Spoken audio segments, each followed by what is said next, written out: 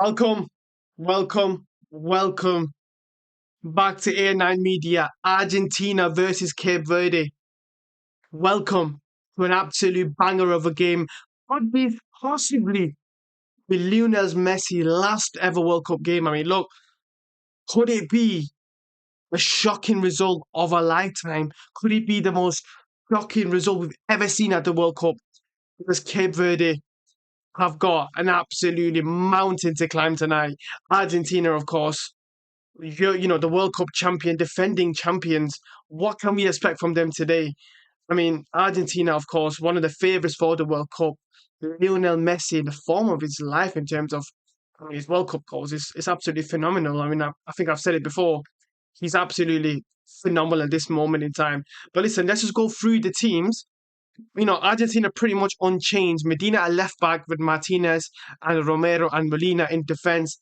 Thiago Almada comes in at left wing, which got Enzo Fernandez, McAllister, Rodrigo De Paul, and Martinez and Messi up front. Now, look, I'm not even going to try and sit here and tell you that I know what these Cape Verde players are. All I know is the keeper is an absolute bad man. But some interesting stats is Messi becomes the first player to score in 7 consecutive World Cup matches, first ever. I mean, it's pretty phenomenal. Set to become the first player to make 30 or more World Cup appearances. Of course, he leads the Golden Boot with 6 group stage goals, including a hat-trick against Algeria. Argentina won all 10 last matches, scoring 8 goals in 3 World Cup group games. Now, Cape Verde drew all of the group games, but so they didn't win a game, but they are still through. So listen, smallest nation as well. So look, absolutely huge game today. Got Lionel Messi on my screen here, hugging Lautaro Martinez. Can we see another Messi special? And look, listen, this won't be a hate watch. I'm just telling you now. If Real Madrid fans are going to join and expect me to be hate watching this game today, listen, I'm not going to hate watch Lionel Messi, the greatest ever, arguably for in the sport. I'm happy to agree that he's one of the greatest, if not the greatest. The argument can be made on both sides, but Ronaldo won yesterday. I do want to see Messi go through again. And of course, if Messi goes through, they will pay the winner of Egypt. Sorry, they will pay the winner of the last game, which was Egypt against um, Australia in the penalty shootout. Well, look, guys, let me know your thoughts in the comments. Who's here? And we've got Mike again, of course. Mike saying, I'm hoping for a Cape Verde to put on a masterclass Haram game on tonight. Like I said, Mike, I'm not here to do a hate watch. I'm not here to even, wish for any team to do better than the other. I just want a great game. That's all I wanted today. Well, Mike, how we doing, brother? Are you all good? Big up to you again joining. Let's get ready for this game. We've got 2-1, and let's start the game. Here we go. Cape Verde, what can we do? No hate, but it will be really funny. I know. Funny is, I don't know if that's the right word, but listen, at the end of the day, what can we do? All good, man. Good to know, Mike. Good to know, brother. Still absolutely so happy about that win yesterday. So happy about that win. What a game. What a watch along that was last night, Mike, wasn't it? Crazy. The emotions we went through last night. Right, here come Cape Verde. Can they actually do anything today? I wonder if the striker is the star man here. That is the question, Weird. That is the question I have today. Let's just, guys, don't forget, Mike, don't forget to share the live, like the live, subscribe, of course. And oh my God, you're subscribing. Well, make sure, guys, to always subscribe.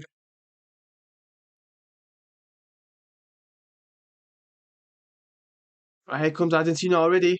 It's Lautaro. There's Enzo Fernandez. Well, on the Enzo Fernandez point, since we are, live, I mean, Real Madrid officially has confirmed or denied that they are not in for Enzo Fernandez. Benedict, big up, my brother. Big up. Welcome. Sit down, brother. Have a drink. Relax. Let's see what this game gives us because, listen, every game is a potential Lionel Messi's last ever, big game. Big World Cup game it will be. You believe in God, broski. I do. Of course, brother. Of course, brother. Let's see what happens here today, man. How you doing, Benedict? Everything good? Molina, Rodrigo, De Paul. Then AK Verde nearly intercepted there. It's dangerous from Argentina there. I mean, they don't want to be doing that, do they?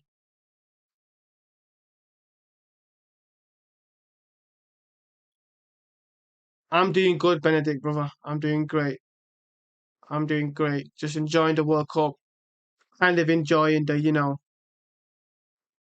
knockouts. Even though it's round of 32, I'm enjoying it a lot more. I feel like there's a lot more jeopardy now. Who do you want to win? I don't know who I want to win. I don't know who I want to win. Do I want Messi to go out? No, because I think it just ruins football. Hate watching Argentina, says SOS girl, sauce girl. Listen, sauce girl. We don't hate watch on this channel, even though, as we know, we're all CR7 nation here. But I'm not gonna hate watch Messi. Not at 40 years of age. I think the story should continue personally. I mean, look, I don't want him to win the World Cup. We want CR7, but listen, I don't want Messi to go out. Yeah, that'll be a huge shame. Right, here they come now. Molina. Is that a free kick? No, it's not. Carry on. He's got little cheat. Little cheat. Get up, man. Atletico Madrid little cheats. Listen, I will hate on Atletico Madrid. Let's be honest. Predicting either a 2-0 Argentina win or a 0-0 no in between. Well, to be honest, Mike, I've not been impressed with Argentina this World Cup. I've not really been impressed with all their performances. I mean, Austria game was pretty shit. Um, who else did they play? Algeria. I mean, didn't watch that to be honest live. Watched the highlights, but highlights you can only get rather certain things. I know Messi got a hat trick in that game, but even the Austria game, I just thought they were just clinical. I don't think they've played great football this World Cup to be honest. But you know, end of the day, if you keep winning, it doesn't matter, does it? Yeah, I don't think it'll be a big win for Argentina. This, I think, again, this is low blocks again, in it, as we said yesterday. Cape Verde are going to go in the low block for the most of the game, and then towards the maybe the last 10 minutes or 15 minutes, Argentina will just power through eventually.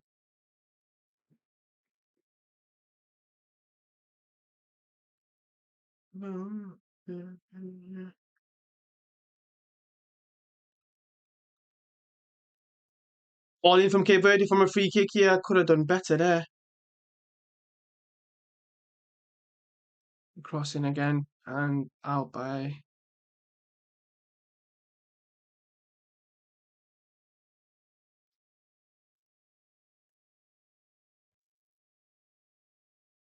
Alba Medina. Medina I've not watched a lot of, to be honest. What are they checking here? I don't know. Give a countdown now for the throw-ins. Imagine if Cape Verde wins this. I don't know how I'd react, generally. I don't know whether to laugh or to. I genuinely don't know. Here comes Messi to Enzo.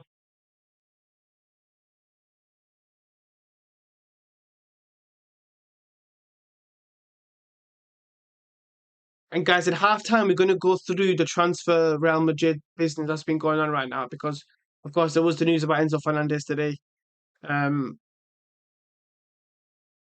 which I'll give you my thoughts on that.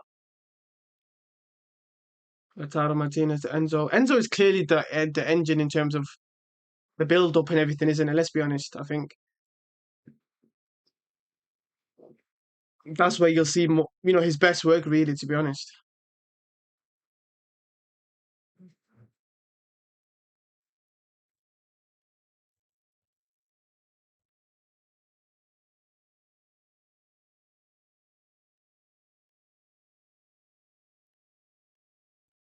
Guys, make sure to like the live and subscribe to A9 Media. Road to 1,000. We should have. Well, I hope we can get to 1,000 before the World Cup ends. It's not long to go, is there now? We're already in knockout stages. Cape Verde keeper nearly gives the ball away from in his own box, trying to do too much on the ball. And here comes Argentina, and good defending here by And here comes Cape Verde on the transition. Oh, unlucky. It's a good effort. It's a good effort. I mean, Mendes is in the thumbnail, so I'm gonna go with him being, the threat, and he does look a threat off that right hand side. So you know, let's see, let's see what we get from this now. Yeah, it's a terrible shot, isn't it? But this is the thing, though. With African teams, I've noticed the last action is pretty poor in it. The last action has been really poor, in my opinion, for all the African teams. To be honest, apart from maybe Morocco, who are probably one of the best teams, and Senegal as well. But of course, they're out as well. So Messi twisting and turning, gets fouled, but carries on.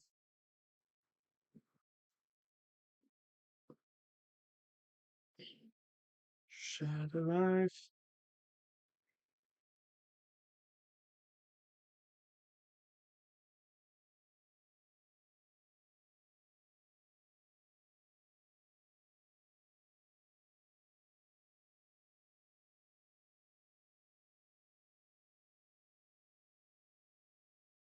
I mean, he's got five players around him. How is anything going to be happening there? Mike, did you watch the games? The Egypt and Australia game. Thoughts? Of course, the winner of this game will be playing them. Will be playing Egypt.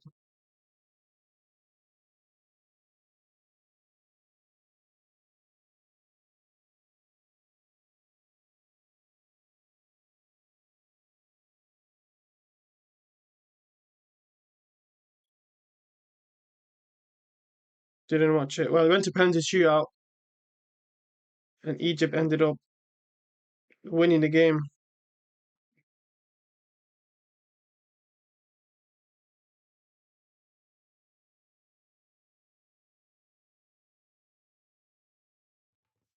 Here comes Cape Verde again. That's a foul, ref. Yellow card. Yellow card. No. What are we doing here, ref? And by the way, I better not see some shocking decisions for Argentina. Yeah, that's the one thing that I'm going to be watching because the most famous, tackle for Messi in that first game, not given at all. And then we've seen Balogun for America being sent off for it recently. So I'm just saying, listen, I better not see some dodgy decision making today. And Cape Verde started not too bad. I mean, again, the quality isn't there, but they're not shy to get forward, which is a good thing. But let's see how they defend now. I mean, are they going to go in the low block, I presume?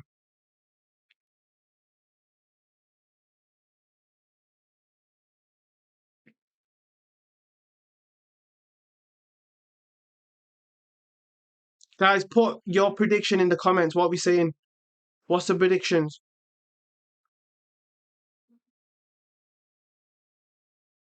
Hey, what's the prediction score and what is the goal scorer? Who's scoring today? Is Messi scoring today or what? Or is it going to be a carry job from Lautaro? Which, by the way, I don't see that's the case, but opinions are opinions. Messi can punch the ball in, and it probably will be. Listen, I wish it wasn't. I wish it wasn't a joke. Well, it is a joke, but I wish it wasn't just a joke because generally, I wouldn't be surprised.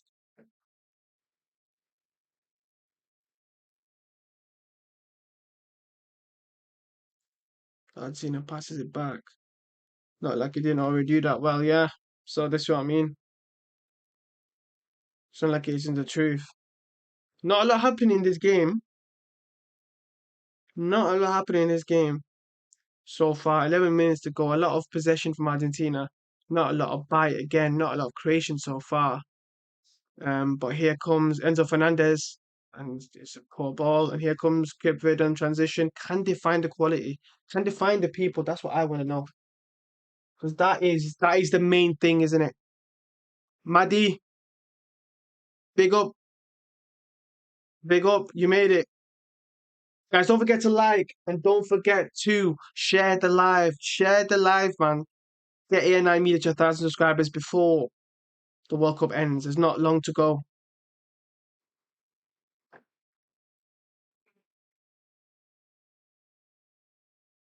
Maddie, it's not a hate watch, man. It's not a hate watch. We're not hate watching Lionel Messi anymore. That we're not. We're past that age. We're not kids. You know, this is history in the making. When in 5 to 10 years time, when we have to tell our kids about Messi and Ronaldo, we don't want to be hate watching, do we? We don't want to be saying we were hate watching their last ever World Cup appearances. Come on. But this could be Messi's last ever game. Maddie's hate watching. Listen, each to their own, innit? Each to their own.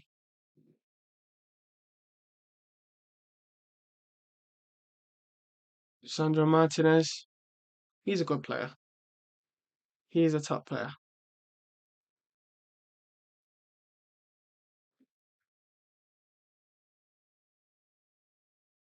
Right, come on. Let's see some action. I mean, I like Romero and Martinez's little passing from the back. I think they can find the passes between the lines, but I just don't think Argentina have the greatest players between the lines. I mean, I know they have Messi, but let me land. But I don't think Messi is being used as that link. I mean, I'm watching Messi now. He stood there between the centre mid and the defender, and they don't really know what to go or not. I'm just watching him now. He's just casually walking around trying to find a space, and he just kind of goes where the space is. He doesn't really move a lot, does he? It's like he's just scanning the pitch, seeing what to do. Wide to Medina. Medina goes back to Fernandez. Enzo to Rodrigo de Paul. Rodrigo de Paul. Now Messi's on the move now.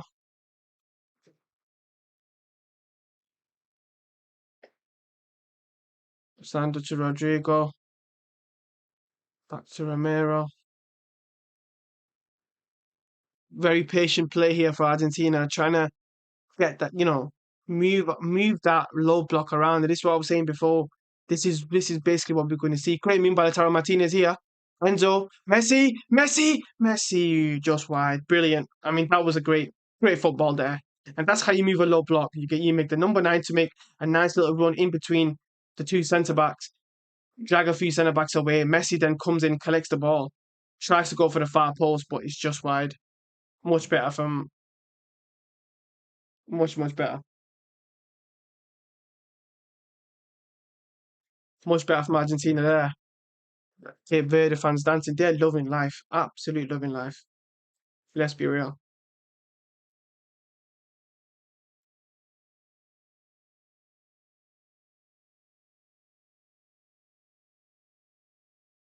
Might have shown me David Beckham on my screen. Don't understand what's the relevance to that, to the game.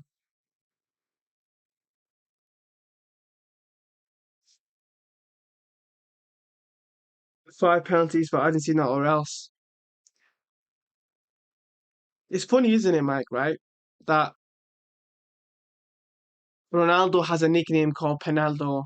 You know, there's actually people that are trying to get their win from Ronaldo scoring a penalty, not having a great performance, which I don't think it was terrible. And he then got substituted and they won the game. People are actually using that as a win. The guy's 41 years of age. Do you know what I mean? Like, there's no intelligence in these people, is there? I don't understand what they expect. Like, genuinely, what did you expect him to do? And I've said it before, Gonzalo Ramos ain't going to do shit, but he did, so fair play to him. But 9 times out of 10, that guy does nothing. And did you see his celebration? He's doing this Endrick, getting his gun ready and all this. I'm like, brother, you're not a shooter, fam. You're a water gun. You know what I mean? Literally. Like, what's he doing? He played better than top five midfielders. Who? What do you mean? Foul on Messi, yeah. I mean, that was a bit of a dirty tackle, wasn't it? That's for real.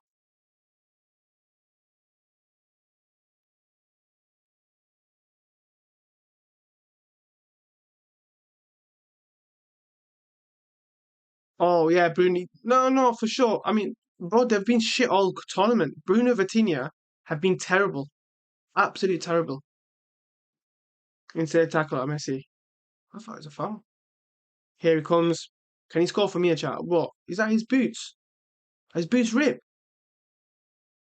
What is going on? Oh, he might score here, chat. Oh my God. Listen, these watch-alongs, they've had some memorable moments, you know. That game yesterday, absolutely phenomenal. The France game, the quality that was on show. I mean, look, this game could be historic too, and have a funny feeling, you know. I have a funny feeling we're in for some drama tonight, lads. Here comes Lionel Messi. Lionel Andres Messi. Oh, Rodrigo de Paul is his security guard is complaining about something. Has anyone else seen Rodrigo de Paul constantly be with Messi? It's a bit weird, that, don't you think? Like, I get they're friends and stuff, but they doesn't have to be with him everywhere, does he? What if when he goes for a shit, is he there as well? There we go. Messi! Good save by the keeper. Now the CR7 not playing tonight, I can just relax and enjoy the game. Yeah, this is what I'm saying. That you know, that there is nothing in it for us now. You know, there's nothing in it for us. There's no Real Madrid players in this team. I mean, Nico Paz is on the bench anyway, and at this moment in time, he's actually a Como player anyway. So it doesn't matter. We've got no horse in this race, Mike. We're just chilling, relaxing, chatting. That's what it's about. That's what you get here in our media.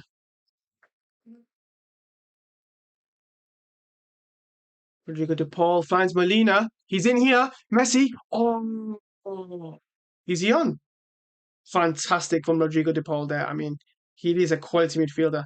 I'm surprised he went to again Miami. I mean, but then again, he wants to be Messi's bodyguard, doesn't he? That was a chance. That was a decent opening. That Molina just tried to find Messi. He was just a bit too much on it.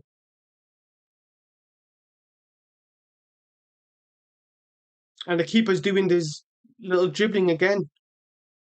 By the way, this keeper, you know, his stardom has gone up like his profile's gone like crazy. I mean, I can't remember the numbers, but he went up like 1 million followers in like 24 hours after I believe Cape Verde against Spain, wasn't it? Yeah, it was Spain they played, isn't it? Yeah. Was it Spain that they played?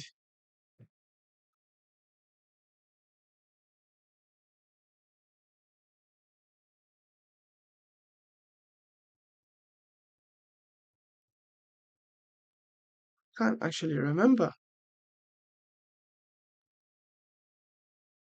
History. No, not Syria. Who did they play?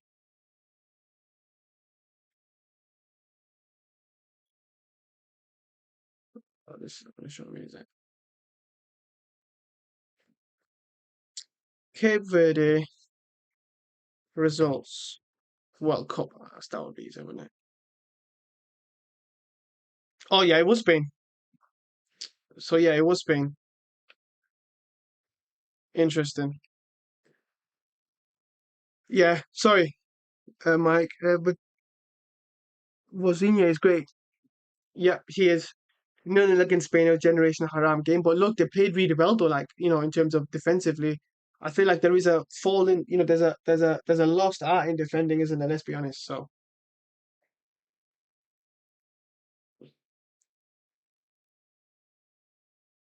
can they do the madness?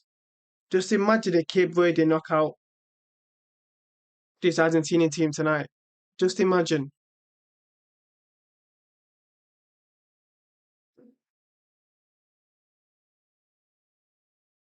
Brilliant. Absolutely brilliant. Who was that then? That's a brilliant turn down, and they just give it away. Fuck's sake. Can someone show me who that is? Keeper there again. I mean, he's really loving life, isn't he? Right, we need to get some of these names on point, guys. Well, when I say we, I said me because I feel like I'm doing a disservice to these Cape Verde players by not knowing their names. So Vozinha, yeah, of course I know that. That's a keeper. Moreira, Lopez, Borges, Cabral. We've got Pina as the holding midfielder. Mendes, who yeah is the right winger that I said it was dangerous. Da Costa up front, Duarte. We've got two Duartes. What's going on here? How's that even possible? But anyway, what's like Neves and Neves, isn't it? And then Cabral. They got two Cabrals. What the fuck is going on? Am I imagining things? How do we have two Duartes and we have two Cabrals? Yo, chat. What the flip? That is mad. How do we have two Duartes and two Cabrals? What are the chances of that? Anyway, here comes Argentina.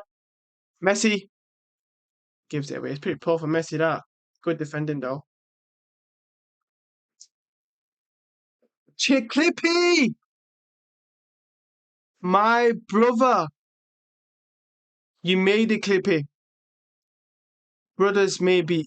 Yeah, but come on, Mike. What are the chances of that? Two Duartes and two Cabrals? Yeah, no, obviously, they might be brothers, but I'm gonna have to. I'm gonna research that in a minute. Well, it's the hydration break now. Let's find out this. How you doing, Clippy? I'm glad you made it. No, it's not hydration break yet. Never mind, guys. Right, here comes one of the Cabrals, I believe. Oh, he just dribbles it out of play. I made it. Yes, you did, Clippy. I hope you're all good, my brother. Thoughts on this game so far, Clippy? What are your predictions? Could we see a madness tonight, just like last night? Here comes Lionel Messi, the man of the moment. Oh my goodness. Stressful. Gets past one. Doesn't get enough on the ball to Molina, and they give it away. The thing is, can't see Cape Verde doing anything here. I mean, they hold the ball decently, but then as soon as it gets wide to the attacking players, they just, give it a play. I just don't understand. Hmm.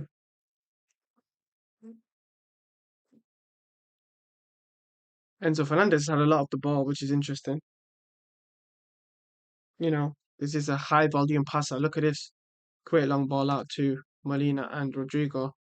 Rodrigo de Paul goes for a cross away by the centre back there.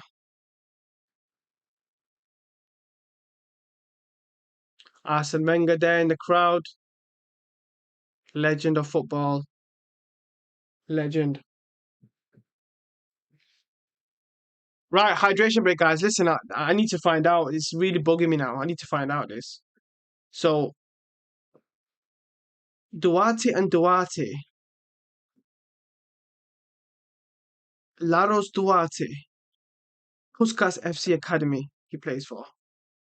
And you've got Vero Ugarte who plays for Ludogorets, which is one of the teams that used to play in Champions League. You know what, guys? When you're in doubt, guys, you know what you do? You go on ChatGPT, right? And you ask them the questions because sometimes it's hard to find the research. So, is what's his name? No, let's do the Duarte brothers first. The Duarte brothers are the Duarte. What can I spell? Duarte brothers from Cape Verde brothers or not? Right, guys. Before I press enter, right? Let me know your thoughts in the comments. Let me know your thoughts in the chat, guys. Sorry. Let me know in the chat. Let me know your comments in the chat. What do you think? Do you think they are brothers or not? Or is it just like João Neves and Ruben Neves, for example, for Portugal? It is common. It can happen. But what do you think? Let me know. The winner gets a prize. I'm not going to tell you what the prize is. The winner gets a prize. Should write players instead, but what did I write? Are the Duarte brothers McKay Verde brothers or not? Hmm. Nah, I'm happy with this. Let's see. They are real life brothers. There we go, guys. So Laros Duarte is the older brother, and De Roy is obviously the younger brother. And what are the guys called? Cabral. What about Cabral? The two. Oh, you're right. I know what you mean now, Mike. But yeah, two Cabral players. If it means no, they're not brothers. They know everything. They're closely related. They just share the same name. Okay. So confirmed live on the stream. Duarte brothers are indeed Brothers, amazing. Let me just read the comments. These type of games are just as hard for the favorite team because Cape Verde, keeps very compact. They man mark very well, and they actually studied Argentina. And if Argentina winning this, I guess it will be a 1-0 from a penalty. Eventually a defender will make a mistake. No, absolutely, Clippy, and we did talk about that on yesterday's stream as well. That what we are noticing a lot in this World Cup are a lot of low blocks. Because of the 48 teams, you know, there's a lot of, with all due respect, low quality countries, teams that just can't compete with the European team, the South American teams, for example. So what you do see is you'll see a lot of low blocks, like the Panamas, the Ecuadors, even, DR Congo, Cape Verde now, even Croatia yesterday. But what my point is you'll see that, but what you'll see towards the end is they eventually, cannot keep up with that, energy and intensity. And then these European teams usually go and win the game towards the end. And that's what we've seen recently. Messi! Messi!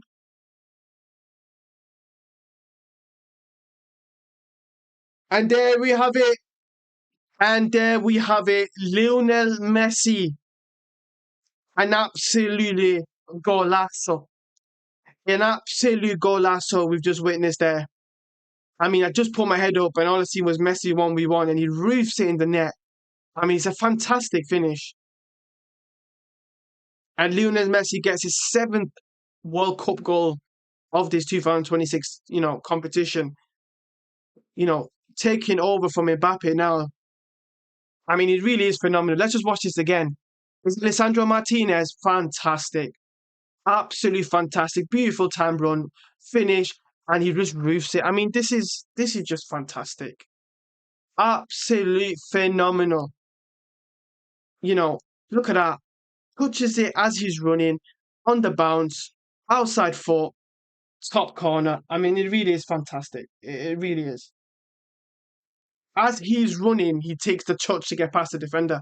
He did a similar thing against, I think it was Algeria. Was it Algeria a few years ago? But I mean, what a ball from Alessandro Martinez, guys. Let's not take anything away from that pass because the timing of the run was excellent. But that ball from Martinez is beautiful. Great off ball run. Look, he's 39 and he still makes so intelligent off ball runs. Phenomenal. Absolutely phenomenal. Let's update the score. Argentina 1, Cape Verde nil. What a goal. Messi's inevitable. Messi beats his defender at speed at 39. Absolutely, absolutely clippy. I mean, look, this is what I'm saying. You have to appreciate greatness. He scores every type of goal there is in this World Cup. He scored outside the box against Algeria. He scored a tap in terms of a rebound goal. And then he scored a free kick as well. I mean, yeah, I mean, they are pretty much every single category there. Cape Verde nearly giving the ball away again by passing it out at the back. Fantastic tackle there by Medina. Lautaro Martinez tries to get it through. Wow. Wow, wow, wow. And again, guys, we witnessed that live. This is what I mean. Just have to appreciate whatever we can see of Messi. He needs a header now. Well, Clippy, if he goes and scores a header now, we might as well write his name on the trophy as in Argentina because that will mean every single thing is going his way.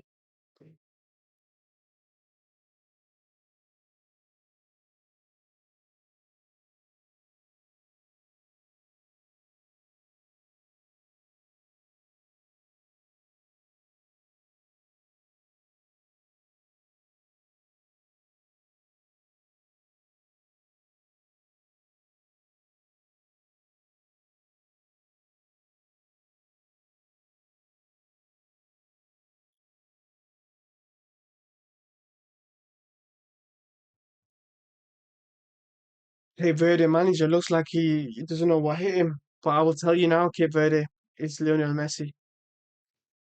That's exactly what's hit you, unfortunately. Okay, here comes Cape Verde now. What can they muster up now? They've not had a shot on target yet. They've had a few shots. I mean, what?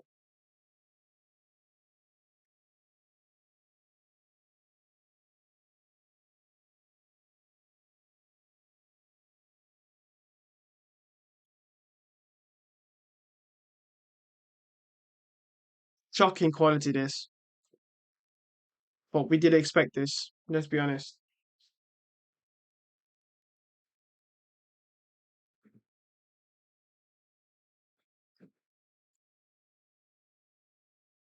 Argentina passing out the back here. I must say that as a humble Argentina supporter, I was not really a fan. I was kind of nervous for this game. Are you not? So who do you support, Clippy? Do you support Spain then? I presume. And are you from Spain as well, Clippy? You never really mentioned where you're from. Are you from Spain or was kind of nervous for this game? Come on, Clippy, you can't be nervous for this game. There was no jeopardy on this game apart from a an absolute crazy one in a lifetime performance from Cape Verde.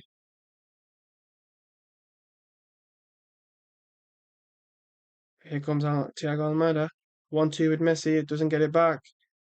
Okay, come on, Cape Verde. Can you do something here? Brilliant. Passing it back. That side. One more. Oh, great defending. I mean, they got back really well.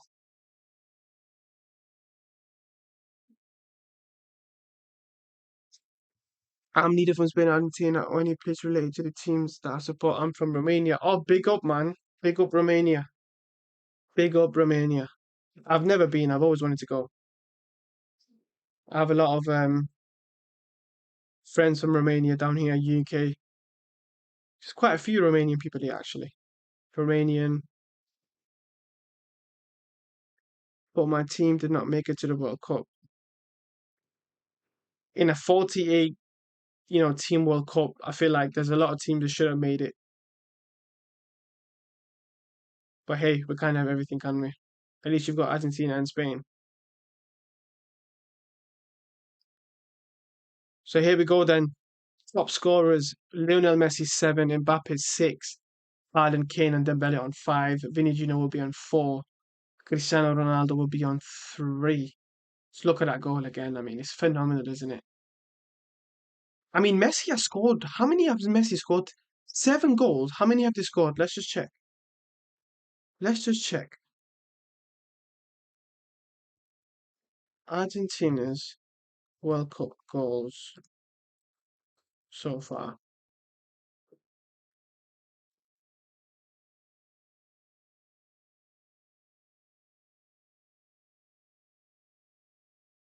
I mean, Messi has now scored. Obviously, he scored 7. So Celso has scored 1, and Lautaro Martinez has scored 1. I mean, I don't know. I'm not really a maths person, but I would love to know what percentage that is. So they've scored 9 goals. Messi's got 7. If that isn't a Messi independence, what is? You know what I mean? The chemistry of this Argentina team is amazing. If you're talking about the passion they have for making Messi win, absolutely, I do think it's great. But what I've noticed this competition is I've not seen that chemistry in terms of their play, in my opinion, that we've seen at the World Cup. I thought they were a lot better at the World Cup. Turkey defeated us 1-0 to send us home, only for them to go to World Cup and play that disaster ball. So Turkey are the ones I sent. That's right. Okay, fair enough. But I mean, Turkey was a massive disappointment, absolutely huge disappointment. And of course, Clippy, as you know, I wanted Arda Güler to be the rising star of the tournament. I genuinely thought he could be. He was great in that last game against USA, sorry. Um, but it just wasn't good enough, unfortunately. But I do have it on good merit that there was a lot of discipline issues with the Turkey players. There was videos of their players apparently smoking on balconies. Look, I don't know how true that is, whether or not it's a recent video or not, but I mean, it would go to explain why they almost just couldn't, play any sort of top football. It was pretty embarrassing, to be honest.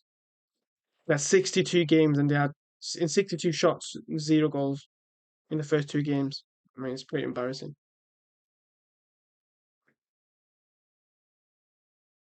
Guys, don't forget to like and subscribe to A9 Media. Road to 1,000 subscribers. I really want to get to 1,000 subscribers before the World Cup ends. Let's see how realistic that is. But we don't have many games left now, guys. And the funny thing is, when the World Cup first started, I couldn't really get into it. But now, watching the round of 16, well, the knockouts and round of 16 coming up, I'm kind of feeling sad that it's going to finish soon because, it's been great. With 60 shots, I'd score at least 10. I mean, it's wishful thinking, Mike, but we haven't seen you play yet. So maybe if, you know, you could show us a clip or two, maybe we could, maybe me and Clippy can decide whether or not that's true or not.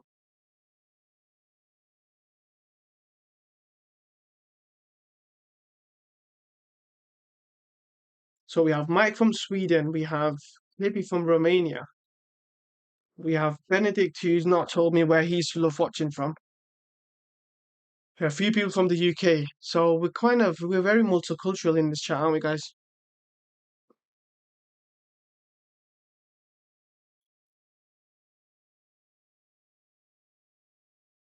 7 minutes to go until half time. I mean, look, who said it was going to be 1-0? I think it was Clippy. Clippy said it was going to be 1-0. So I think this might be the result, guys. Argentina play similar way to France in the way they constantly rotate on the field, which is my main criticism of Spain. They don't move enough, and I think Portugal too doesn't move. Portugal for sure, Clippy. They are just the most static team I've seen in a while. And another thing is Ronaldo is making some good runs as well, and we've seen that in the previous game as well against Colombia. Maybe they didn't want to win the game, whatever, but we've still seen it yesterday. Vitinha is just allergic to passing the ball forward. France, this tournament, I've enjoyed them a lot more because I feel like, wait, here comes Verde. Oh, it's just poor, isn't it? Ball goes completely off to the left wing. De Costa, is that Mendes, and it goes away. But as I was saying, France, I had the same criticism that I had with Portugal of France the last few tournaments because I feel like you know, they haven't showed that quality in getting the attacking players in the right positions.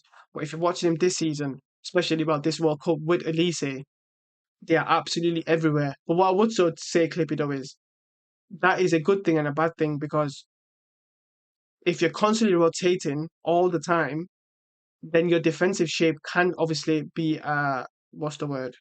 It can be can be a con basically to your defensive shape because you're going to be everywhere. How are you going to get back in, track back? These are things that are an issue as well. But of course, if France keep scoring goals the way they do, then it nullifies whatever the other team's going to do because if they score 3-4 goals, it doesn't matter, does it? Eventually, what the f? Cape Verde just don't have any quality in the final third at all. But Mike, it's good. It's all good, man. We're relaxing. We're just enjoying it. We're not getting emotionally involved in this game. It's just a appreciation of a great still not playing football. We're gonna enjoy it. And as I was saying before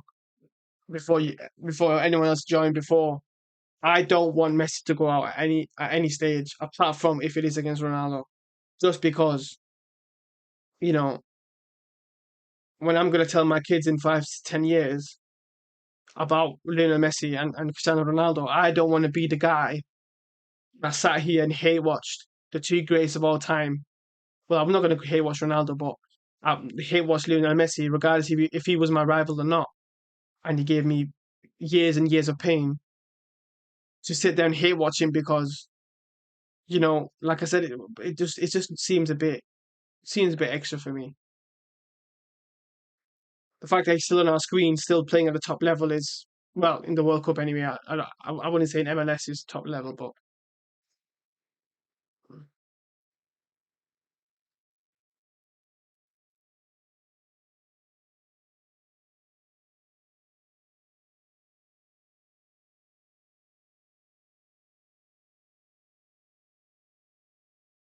here Verde come in and can't provide any sort of decent quality.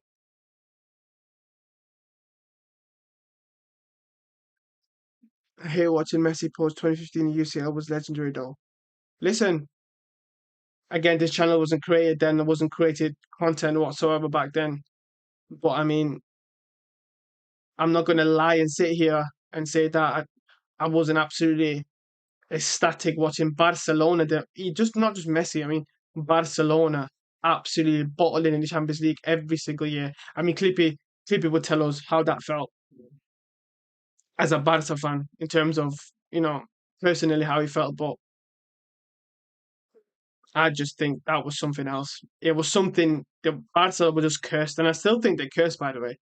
Losing to Atletico Madrid this season was a big indicator for me that they're still not over that, you know, Champions League difficulty of winning it under any manager. You know, since that treble, they've done absolutely nothing.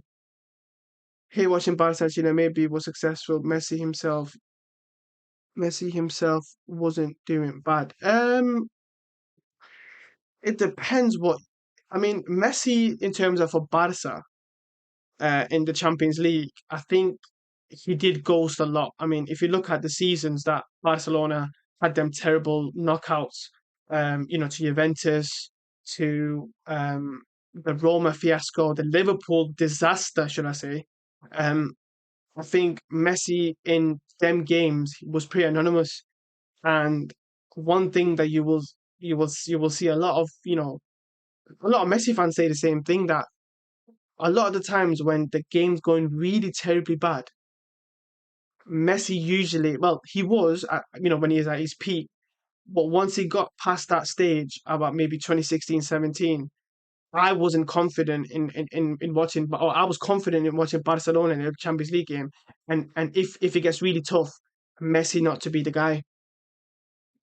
Because unfortunately, the only time that I've seen Messi actually perform in the big games was probably in the 2019 Champions League season when it was the disaster of Liverpool, of course, in that second leg. But if you actually watch the game back, the first game Messi got two, or was it three? Did he get a hat trick? Um, but then he set up Dembele for that goal, and it would have been 4-0. And if it was 4-0 in that first leg, Liverpool do not make that comeback in that second leg. So, and even in the second leg, I thought Messi was dangerous anyway. But I do think Messi could have done a bit more to be the decider. Martinez with the shot. Good save by the keeper. Um, in 2019, Messi was carrying Barcelona on his back. Yeah, this is what I'm saying. Nobody else in his team was good though. We had to play with Dest. No, absolutely. But this is what I'm saying. 2019 was probably the time where I was like, okay, like Messi's doing what he can do. But then again, I think we forget as well that what Messi at that point was, what is he now, 39? So that was roughly around 7 years ago now. So Messi would have been 32, I believe, or something like that. Um, and we don't know how physically Messi is at that point in terms of his acceleration, and his dribbling will always be there, his passing will always be there. That will never go. But you know, that effectiveness in big games, maybe he just didn't have it anymore. Maybe, and we've not seen it since then, really, have we? He's scored goals. Don't get me wrong. He scored goals in the big games. He scored in the World Cup finals. Don't get me wrong. He scored a penalty and a rebound shot against France in that 22 World Cup final. But in terms of affecting the whole game, I personally haven't seen him do that since 2019. You know, even in the El Clasicos, I wasn't really scared of Messi. So obviously they had Ronald Koeman as managers. They had, you know, Barca's, you know, gone through a lot. You know, Barca have gone through a tough time. You know, in the last few years, Hansi Flick has come in and steadied the ship a bit. Well, more than a bit. You know, back to back La Liga champions. Um, And you can see how Messi's mental health improves the player's performance. Messi now 39 plays better than did at 35 because then he was. So, what was the story in the clip? You know more than me. Please let me know. What was the story behind his mental state? What was the thing that was affecting him? You know, because yeah, 100%. I mean, I'm the first person to tell you guys that mental health is especially in football, is definitely a huge thing. And I think a lot of people just think, oh, well, a guy's coming to a certain team. So, you know, it could be easy, but listen, that's not how it is. All right, guys, 4 minutes added on just before the halftime break. Messi tries to get through to players. Here comes Cape Verde. Brilliant shut down by Romero. I mean, they've gotten absolutely nothing. 8 years he was depressed, says Mike. No, I don't think Clipper means he was depressed for all that time. He just means that he was struggling mentally with something, which, like I said, I don't know. I genuinely don't know what the problem was. But I know he wasn't happy at Barca. Obviously, that's how why he left in 21. The way he left as well. You know, to be honest, and before Clippy gets back to us, which I'm sure he's getting back to us right now, I do think Messi's exit for Barca is a bit of a sour one, to be honest. Um, he wasn't given a farewell. There was interviews for him to come out and say how hurt he was about Barca and Laporta. Um, so yeah, Messi wanted to leave first in 2017 because of the guy who in Barca, Bartomeu. Yeah, Messi was blamed for Barca's failures and Bartomeu made the worst transfers possible. No, okay, yeah, no, I completely agree. Bartomeu is, I mean, put you in this dire financial state that he's in. Um, then Messi was blamed for Barcelona, which again wasn't his fault. I think, Clippy, the thing is, you have to, be very subjective here, right? So you've got to also be very fair as well. I think in life, there are many things that can be right at the same time. In this case, Bartomeu, for sure, I mean, made some financial disastrous mistakes, right? There's no doubt about it. I mean, look, COVID also happened. GK, Jordi Alba, Busquets had to take wage cuts and wage deferrals just to register certain players. It was just a mess. It was absolute mess, and you're still reading from that now. The levers that you guys have, gone and activated. However, Argentina till die says Moondrop. Listen, Moondrop, it's all up to you, but we don't do that here. As I was saying, Clippy, Messi's salaries, though, Messi's salary renewals, should I say, is definitely also a reason why Barca are where they are. Now, look, at the end of the day, it's not Messi's fault. It's not Messi's, personal fault. Right, guys, that's halftime. It's not Messi's personal fault that the club are paying him this salary, of course. But 555 million was what Messi would have earned if he stayed out his contract. I think it would have been 2023, actually. So, you know, so you can look at it both ways. Did Messi know the dire state that Barca was in and then ask for the renewal? Yes or no? I don't know. We don't know. We wasn't in the meeting with his agents, with his dad, which is the agents, of course. We wasn't with Jorge and sorry, Bartomeu and whoever it was. So we don't know the conversations that went on. But what I would say though is, Clippy, that both things can be correct. Bartomeu destroyed Barcelona with his financial, dealings that he did, absolutely, and they're still reeling from it now. However, Messi also contributed to that financial mess by continuously getting renewals. Now, I've seen a stat, right? Now, look, don't quote me on it, but I believe it was 8 transfer renewals in 10 years. 8 transfer renewal in 10 years. And make of that what you will.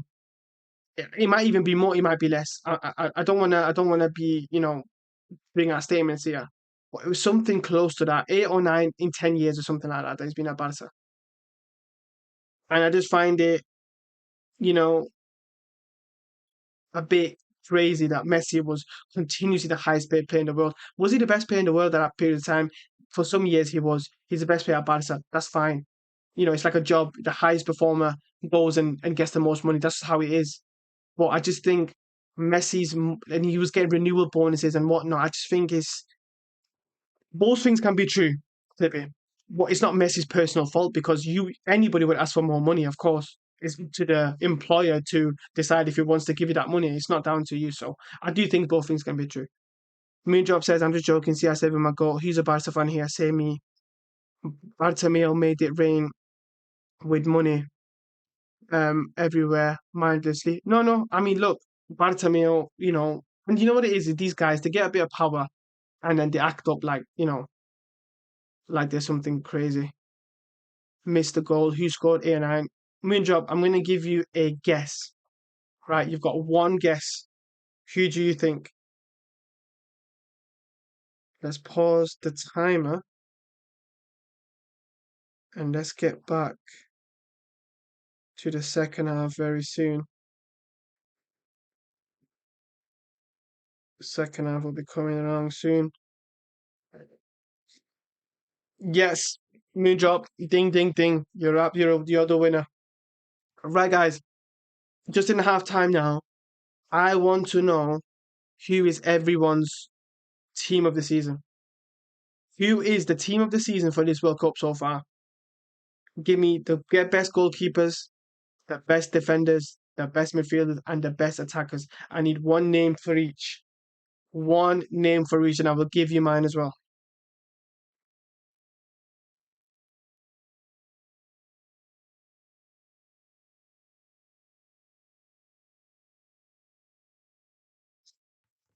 Moondrop says France. Okay. I mean, so France are your team of the tournament so far. Who else? What's everyone else's team of the tournament? France is a good one. France is a really good one.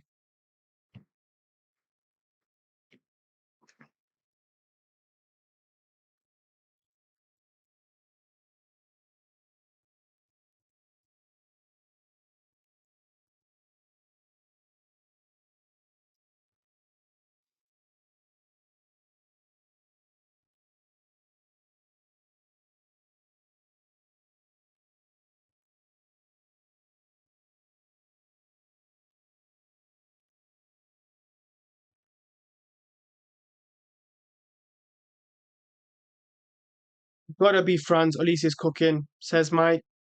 Yeah, I think Messi has been great for Argentina. I don't think he's been the best, the best kind of player at the World Cup though. But I don't think Argentina has been great either. Olise is cooking. Yeah, I agree, Mike. Moonjob says he's yours. I would probably go France. I think Spain have been pretty disappointing. I've not been happy with Spain at all. I think they've really, flattered to deceive, should we say? I mean, I've not been impressed with their play at all. I think Lamine Yamal is carrying that team, and he's gonna have to continue to because Nico Williams, I think, was a big, was a big player for them, and I think without him on that left wing, Alex Baena isn't going to do the job, and I just think it's going to be tough. Spain has been disappointing. I did expect more. Yeah, absolutely, Mike. I 100% agree. Right, guys. Just as we are in half time, we have to discuss the big story that came out today. We have to talk about the big story came out today. Now, of course, as people know, Real Madrid have had some interest in Fernandez. However, the craziest thing happened today. Now, look, I reported it a few days ago about Enzo Fernandez's deal being closed. Real Madrid wanted him, I've already agreed a 5-year deal with him. So the personal terms was not a problem. However, what we are now seeing is Real Madrid have actually officially issued this statement today. In light of the reports and statements that have appeared in recent days regarding an alleged interest from Real Madrid in the player Enzo Fernandez, the club wishes to state that it has not made any effort, either direct or indirect, to sign the aforementioned player and likewise has no intention to undertake such an operation. Now listen, I'm not going to sit here and go into more, right? Because again, it's a long statement. But I just wanna quickly get my thoughts out on this. Is he a fantastic player? I'm watching him now. Yes. Is he a world record bid player that you would bid for? No. Right? Now, do Real Madrid need midfielders? Absolutely. Can I trust Real Madrid to go into the season without a midfielder? Absolutely no. So, Tchouaméni has been the one that's been linked to go to Manchester United. Okay? Real Madrid do not apparently are open to him, but then they're not open to him. Now I'm seeing reports that Fede Valverde and Jude Bellingham are going to be the two cornerstones of this team. My response to that is, have they not learnt it? Have they not learnt anything from last season? So they released a statement, right? And I said on my post, I said, read between the lines, guys. Read between the lines because they've released a statement about a player that that the reports of them being interested. They did it with Olise, okay? But with Olise, there's a massive difference. Key difference. With the Olise statement, they didn't say they won't go in for him. In this statement, they say they're not going to do it now and they're not going to do it in the future. So, not just that, but also read between the lines. Real Madrid signed Bernardo Silva for the midfield. They let Nico Paz go to Como, which is another midfielder slash 10. So is Bernardo Silva. Okay. Tchouaméni was then rumored to go to Manchester United, or they wanted him. Real Madrid wanted 75 to 80 million. So there was that negotiation going around. Apparently, I've spoken to a few Manchester United sources, and they confirmed to me that there has been contact with Tchouaméni's entourage and his team with Manchester United. So there's been communications, guys. I mean, this isn't just smoke without fire. There's definitely something there. But that doesn't mean that he's going to go or the move will materialize. It just means that there is definitely something there. But my thing is this. So Tchouaméni is not for sale, as in you're not selling him because, he's a cornerstone for Mourinho, whatever. Camavinga is the next one that's going to be on the chopping block. Now, Camavinga's agents have come out and said, well, not officially, but they've come out and said to media outlets that they're not going to leave. So they're being stubborn, saying he wants to stay and he wants to fight for his place. So Real Madrid need transfer money to sign another midfielder. However, the two midfielders that potentially could be sold, one of them is asking, well, the club's asking for 80 million, and the club obviously wants to keep him.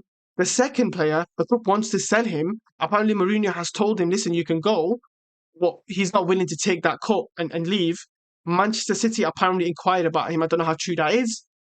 They've just signed Anderson for 130 million British pounds. So I just don't see where he's going to go to Man City.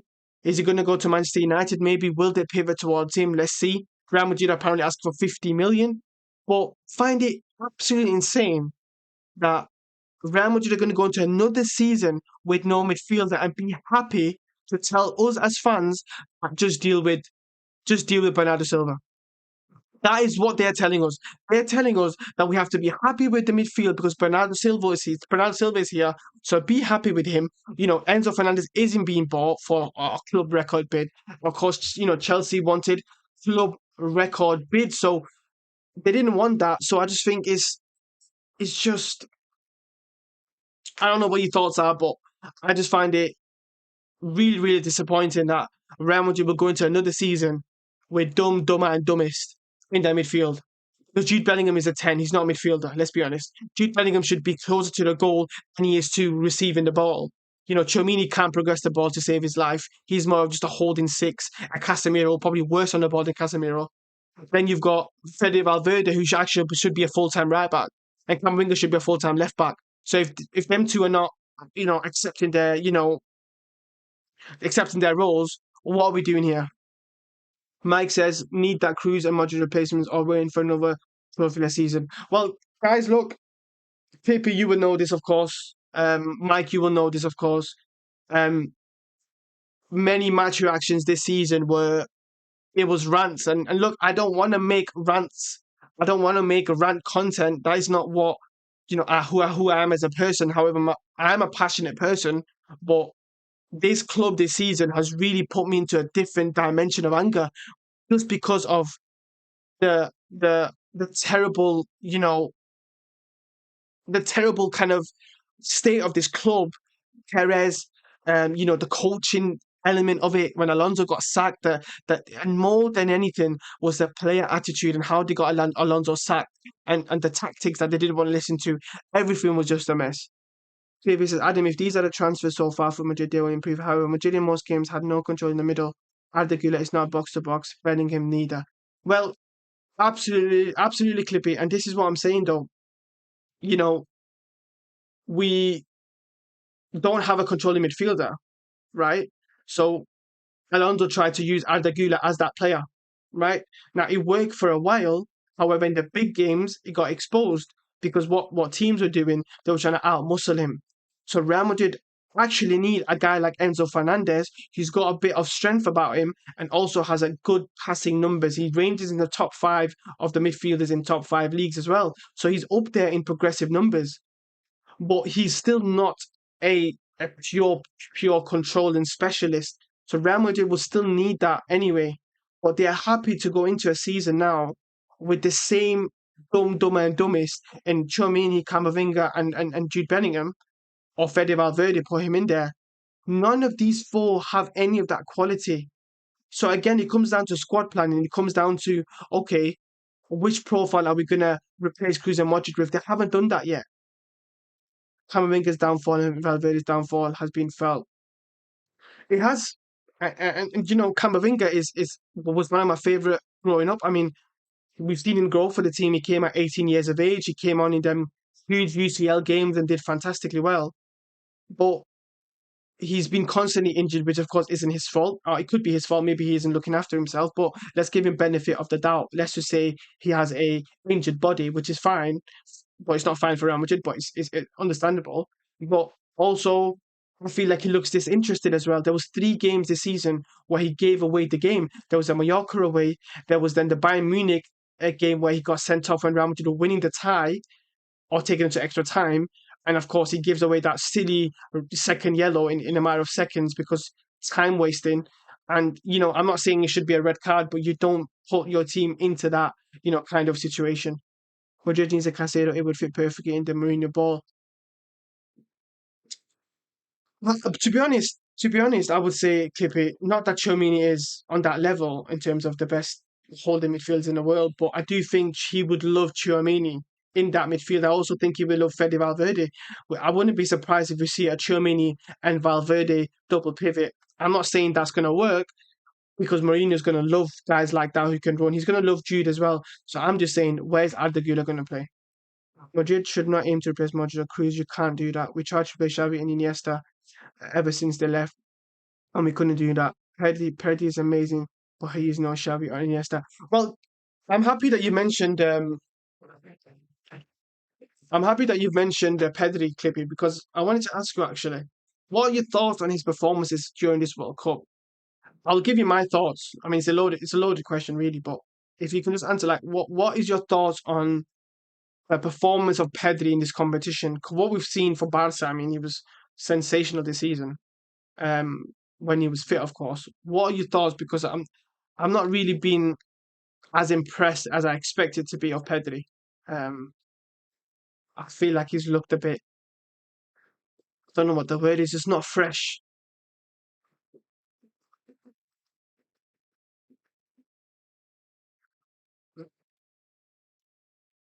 But you're right, though, Clippy. I mean, you can never replace him directly, but you can get close to that profile.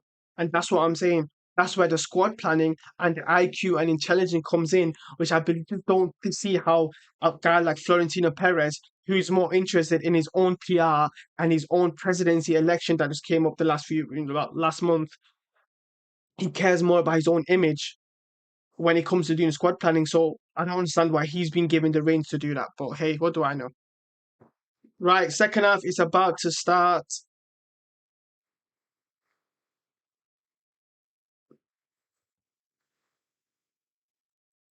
We've got Lautaro Martinez ready to take the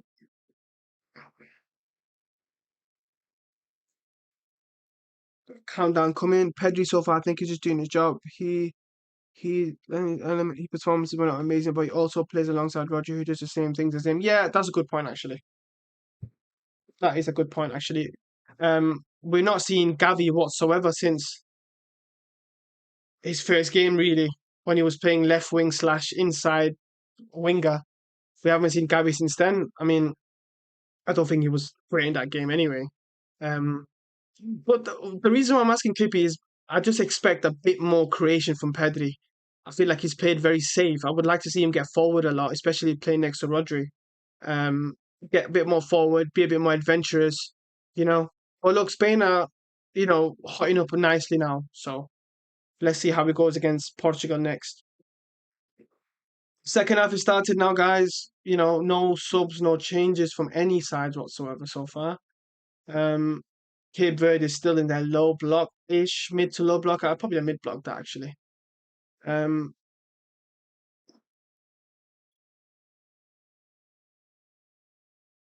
don't think we went through the stats, did we, guys? What about striker position? Are we still going to have Mbappe or maybe Endrick? That's a completely different topic, completely. Mike, I'm going to make a video about this in the next few days, actually. But just because of the World Cup, I didn't really want to release it yet, just because it's not really the topics right now, is it? Um, But can someone tell me what are we doing about Vinny and Mbappe, please? Like, what are we doing? Are we doing the same thing again? So we're happy with the midfield now, quote unquote. Are we also happy with Vinny and Mbappe? Is that what we're doing? Spain doesn't need Gavi in games against teams that play low block. You need Gavi when the opponent team has the ball. You need a runner. Gavi doesn't create. He runs. He obtains possession. He breaks play. So in other words, he's a Fede Valverde, isn't he?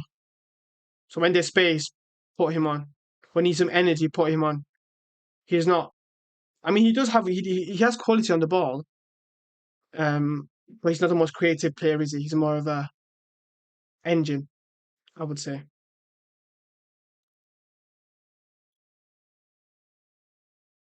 Good night, Ian, and thank you for the stream. I wish you all the best. I hope you make it in live. Thank you so much, Moondrop. Good night to you too. I really appreciate the support there. Honestly, from the bottom of my heart, thank you so much. Right, Cape Verde, what can we do? What can we do here just to make it a bit of a fun game? Because guys, I'm going to be honest, this game is not giving. Right, let's just go through the stats. We didn't go through the halftime. 0.41 expected goals for Argentina, which is not even one, which is incredible. I mean, the goal was 0.11 or 0.06, shall I say. That's crazy. I thought it'd be higher than that. 4 shots for Argentina, one for one for Cape Verde, 3 shots on target, zero on target for Cape Verde, as we said before. Eight touches, big chances, one for Argentina. Expected goals, 0.41, 0.37 open play. So, guys, it's pretty shocking from Cape Verde. I mean, 3 shots in total. Two shots, sorry, zero on target. So, it's not really the best game so far.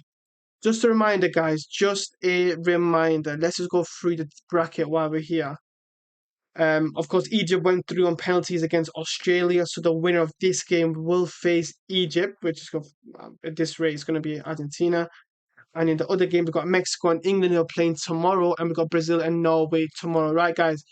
Tomorrow, I will be doing Brazil versus Norway tomorrow. I will not be doing the Mexico England game. I will be doing the Brazil and Norway, Vinny versus Ireland. Again, guys, the watch along has been pretty memorable so far. That this is the third watch along now in the World Cup, third watch along ever in this channel, and they've been really memorable. Really enjoyed it. There've been some great games, and of course that is tomorrow, as in Sunday. Now, obviously, depending where you guys are from, we've got Paraguay and France as well today. Well, it will be tonight in about 12 hours ish. Of course, Mbappe is returning back there. But then, of course, we have Portugal and Spain on the 6th of July. So this game will be live for Paraguay and France, of course. Will be live for Brazil and Norway, and of course, will also be live for Argentina and Egypt. So the guys, content will be flying out for sure. Um, you know, content will be flying out. We're not stopping anytime soon. Um, so yeah, you could say that he's situational. Is that about Gavi, do you mean?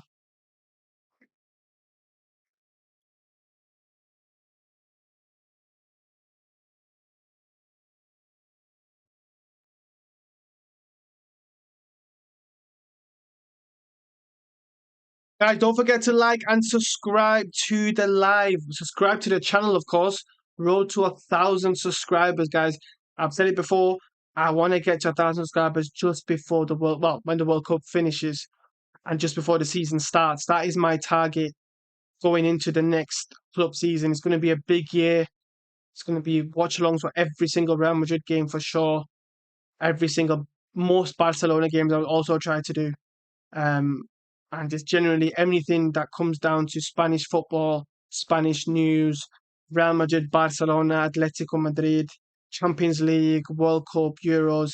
That's what you get on A9 Media. So, guys, make sure to subscribe, get along with the journey. We're only just getting started. And big up to everyone that's joined this live so far, contributed in the chat. You guys are real ones, man. Right, here comes Argentina. Going back again, it's a bit slow, this, isn't it, guys? What's your thoughts on the games? What are your thoughts on this game?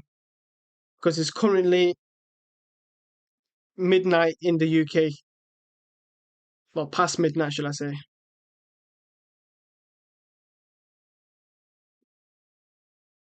Messi dropping very, very deep here. Taking it from the centre backs. There's an absolute sensational ball to Molina. Oh my goodness. What a pass that would have been. Mike says currently a sleeper game. This is what I'm saying, Mike. It's 1 a.m. in Sweden right now, isn't it? So you're 1 hour later than me. Unless Cape Verde can actually aim at the goal for sure. I mean, what is going on with this quality of this Cape Verde team? Literally, Mike, they can't even do a basic, basic shot. What's been happening, chat? Well, Maddie, you know who scored? You missed an absolutely memorable, memorable World Cup goal by Messi again. And this is why I wanted to make sure to watch these games, watch Messi, because, like I said, this is memorable moments, absolutely memorable moments. You're lying. I'm reading up. I'm reading up. So we had a first ever Ronaldo World Cup knockout goal on the stream yesterday, or the second ever. Where comes Cape Verde with a shot. Oh, I thought that was in. I thought that was in. Martinez has the Argentina flag in his hair. But you're like 40 years old. But great shot there by, who's that? Great shot by number 14 there. Oh, I thought that was going in. But again, a bit of a tame shot. Um, so, as I was saying yesterday, historic game. I mean, incredible drama last night. In the morning, shall I say, in the UK. And we got a Cristiano Ronaldo first time ever World Cup goal. And what a moment that was. Today, we've got a Messi live goal at the World Cup to take him to 7 World Cup goals. And this is what you get here in our media stream, guys. You get big moments, big, big moments. Finally, they're starting to do something towards the goal. I know. About time. That's the first shot on target, guys. 53rd minute. Let's give him a round of applause. Yeah, fantastic Cape Verde. And I'm not trying to be sarcastic. Like, they got a shot on target. Well done.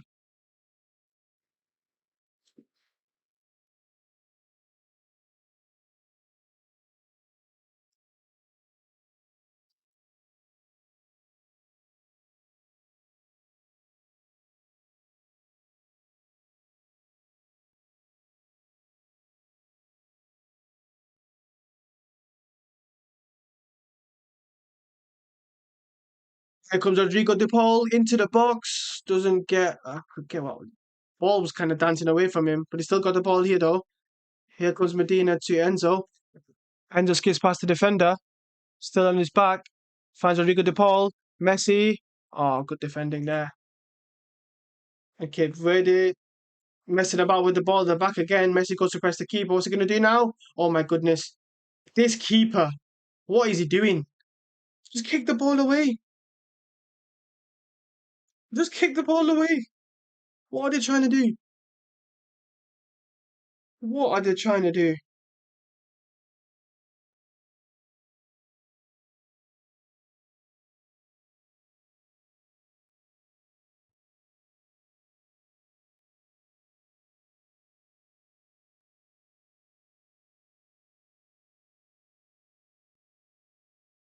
Right, here comes Cape Verde. What can they do? What can Cape Verde do here?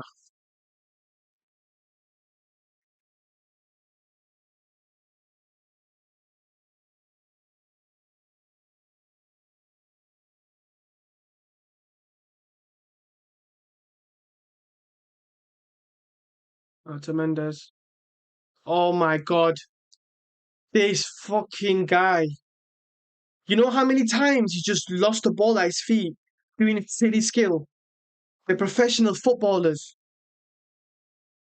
I don't want to sound disrespectful here. Generally, I don't. But come on, guys. What the fuck are we doing here?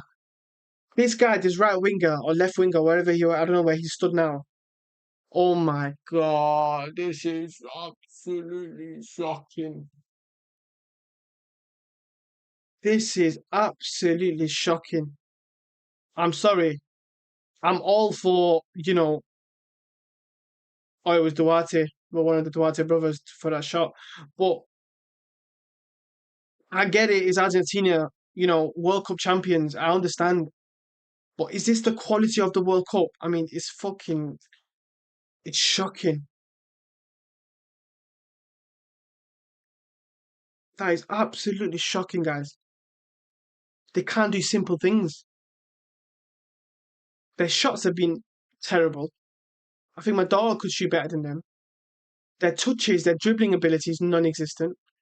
Their running ability is there, like they're doing it now. Let's see now. Oh, oh, Bob, Bob, Bob. That was dirty from Romero. That yellow card, ref? No, no, not even a yellow card.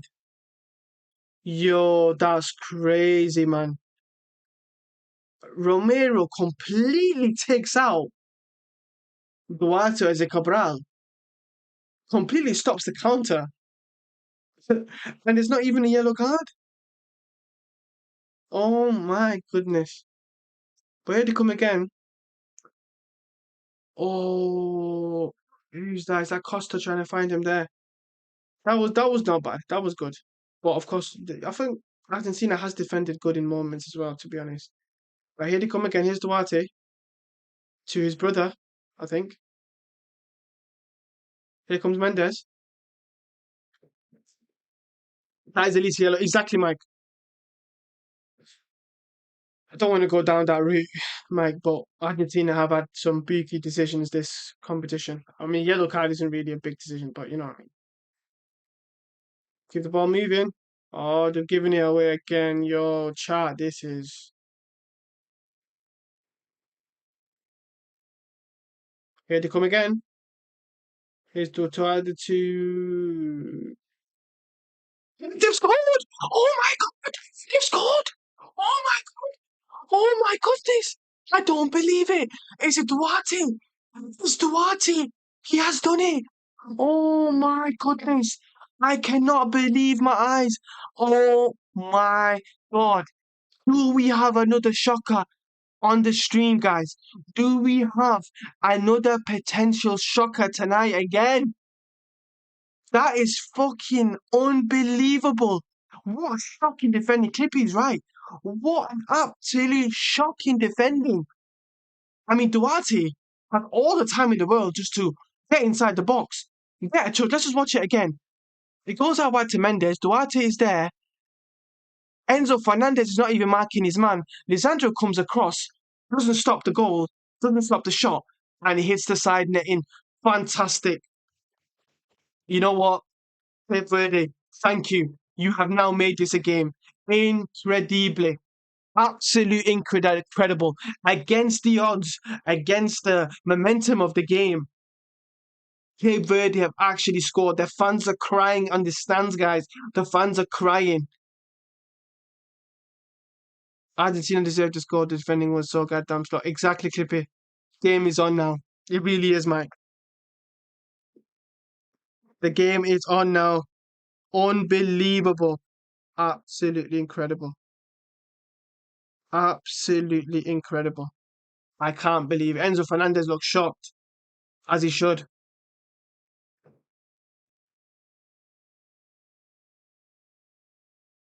Let's update the score, guys. I can't believe I'm actually putting a one next to Cape Verde, but listen, is this the magic of the World Cup? And I was just cussing them out as well. I was just saying how terrible and lack of quality that they've had. Actually, never mind. What was happening? Oh, there I am now. Well, we got two substitutions coming on: Julian Alvarez and Paredes. I think that is. Why is Julian Alvarez not playing for this Argentina team? Like that is incredible. I completely forgot about Julian Alvarez. What is the story there? Is it just the manager doesn't favor him or what? He favors Lautaro more than Alvarez. I mean, I'm not saying it's the right thing. Right, here comes Messi. Oh dear, gets taken out there. Oh my goodness.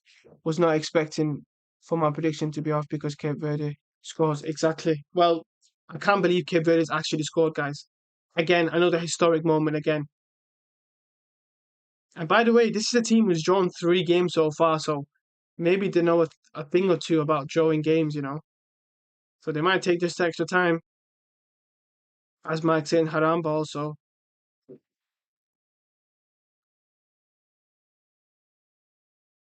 Unbelievable, guys. Absolutely incredible. I did not think I would be talking about a Cape Verde goal against the world champions on stream. Incredible. Absolutely incredible. Right. What do Portugal have as a. Not Portugal, sorry. What do Argentina have a response? And they have Messi! Messi!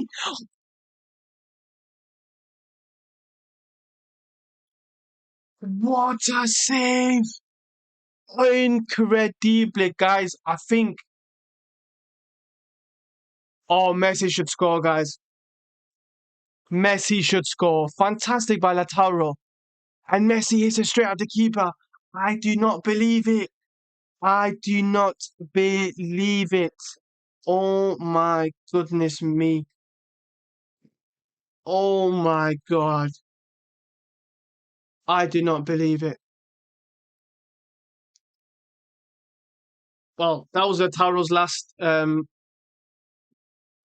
last play there in the game.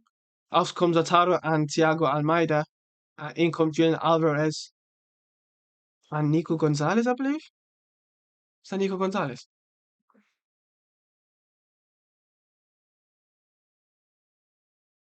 It is. Couldn't see his face.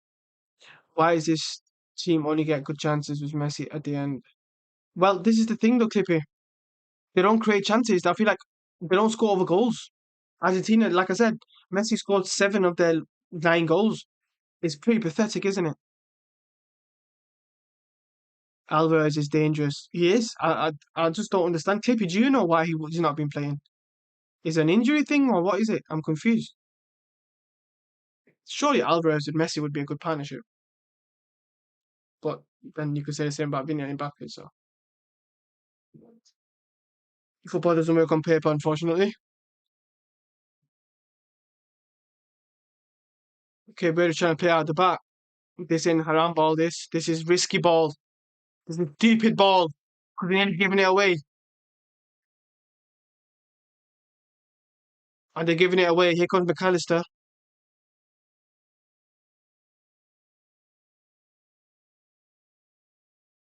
Wide to Molina, Rodrigo, De Paul, Messi finds Nico Gonzalez. Back to Medina, and you know what? It's good defending by Cape Verde. Still got the ball though.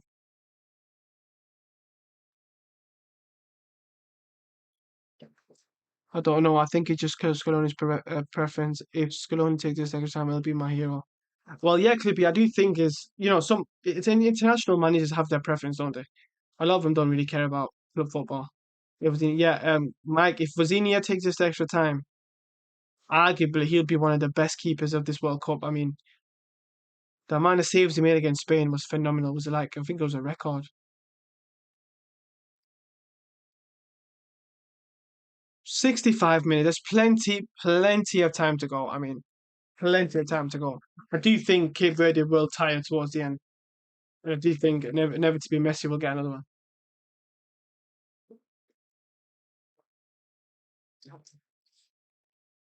It was a really tame shot by Messi. It was a really tame, basic shot straight at the keeper.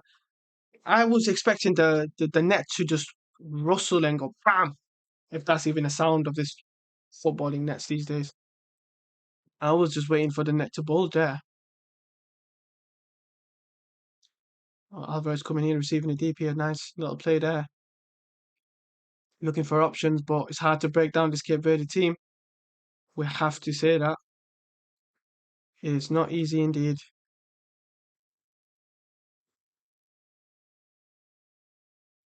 I cannot believe. Here comes Diego Gonzalez. Down to Enzo, and he hits it wide. Oh my God. That was a chance. That was a chance. Enzo Fernandez, pretty shocking effort there. McAllister and Enzo Fernandez are very useless. And McAllister has been non-existent. I do think Enzo Fernandez has tried, but again, this is why I didn't want to sign him because why are we going to spend 120 million on him when he's not great at anything specifically? He's just an all-round good player. Right, some subs for Cape Verde. I've just seen Jamiro Montero coming on. Let's see if these guys can provide some more quality. Coutinho goes right, goes long, and give it away. Another thing that really annoys me about when goalkeepers go long all the time is like it's such a low percentage game because you are really, really betting on the striker to be a great target man or be good at getting the ball down. And you're also betting on the ball to be really great. Well, here comes Messi, gets absolutely rested to the floor and it's a free kick. Yeah. Yeah, so when you see a lot of teams go long, Real Madrid went long all the time to Mbappe, and I'm just thinking you're consistently giving it. Well, just for one, going long to Mbappe is a crazy thing to say, but apparently Real Madrid's coaches don't agree with that. And number two is you are consistently giving the ball away because your striker will not always win it. I just don't. I think it's a lot better to pass out of the back, to be honest. Yellow for that. Nah, Mike, he pulled him down by his top. Come on. Thinking it's WWE. Right, here comes Messi. Do we have another special? Will we see a special again?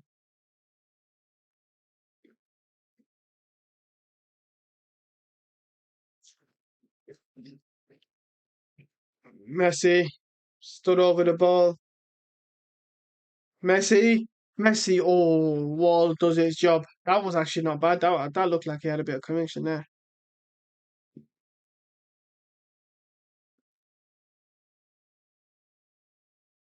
I mean, Argentina has done worse fouls. Well, yeah, Romero was a clear yellow as well. So yeah, I hear your point.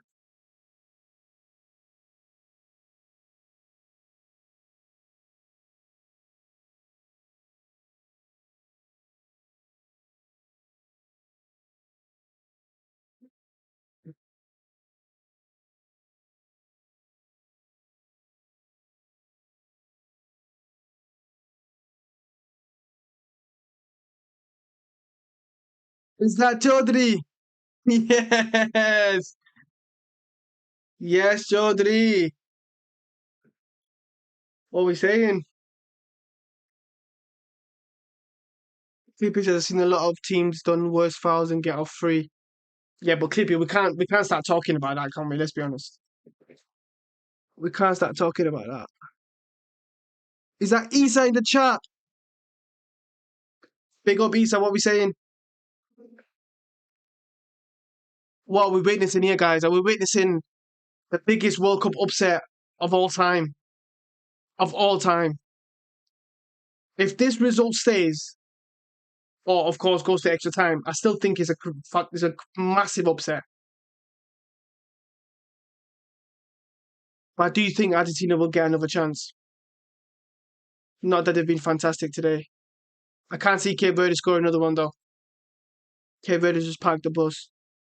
But bro, if they park the bus, then Argentina are going to keep coming. They have to do something because they're looking like they got something, between their teeth now.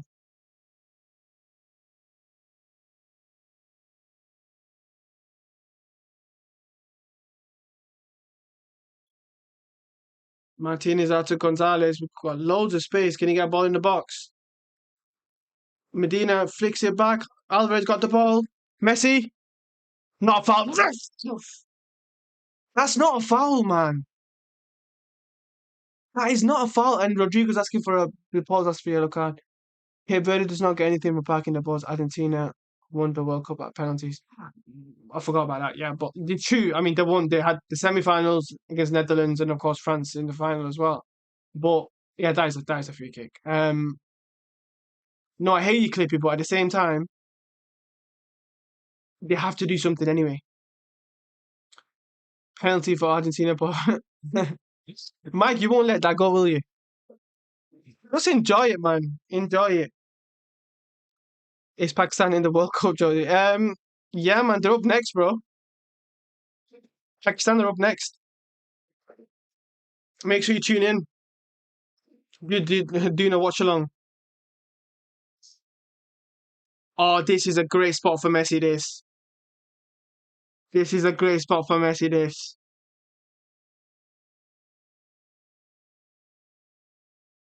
Is he gonna score quickly? Let me know in the comments quickly. Yes or no? Quickly, you got like 5 seconds. Messi! No! Oh my God!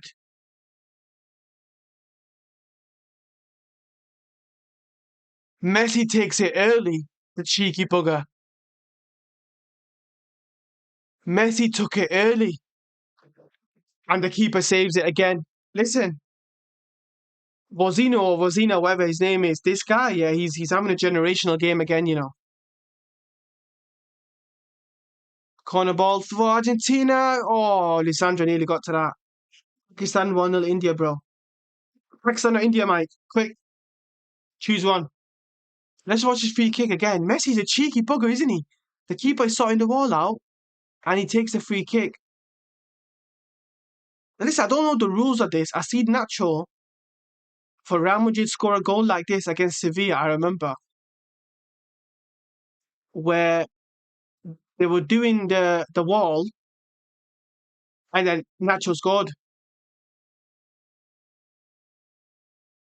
Right. Let's research that. Let's research that, chat. For real.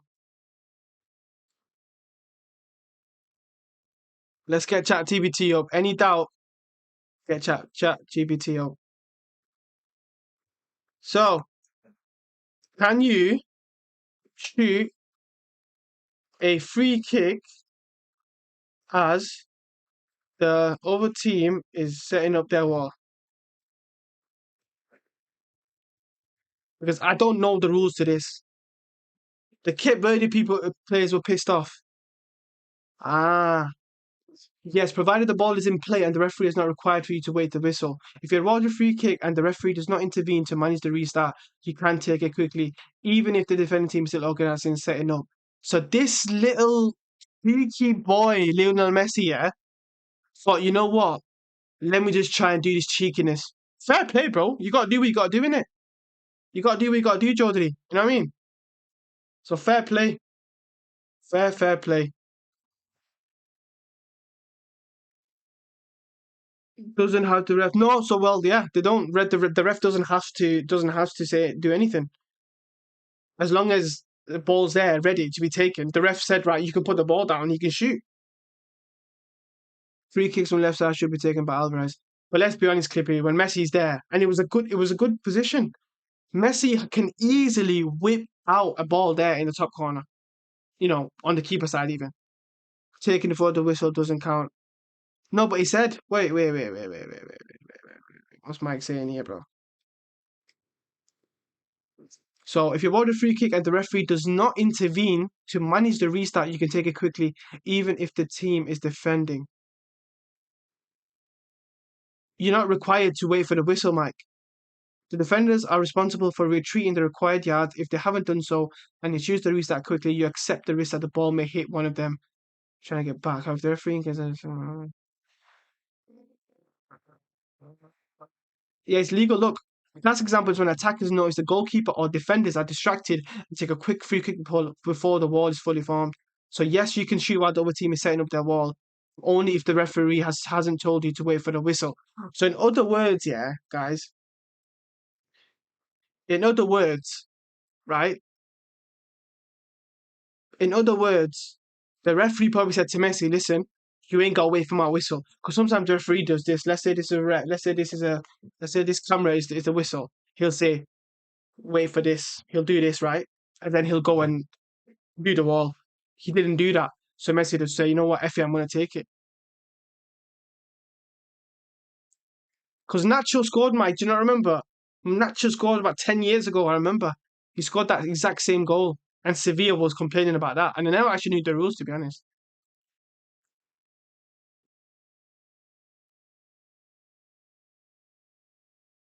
Taking the shot before the whistle will result in the kick being retaken. No, but listen, only if the referee tells you to wait for the whistle and then you take it, then you have to do it again. The referee never told him to wait for the whistle, clearly, or he would have told Messi to retake it.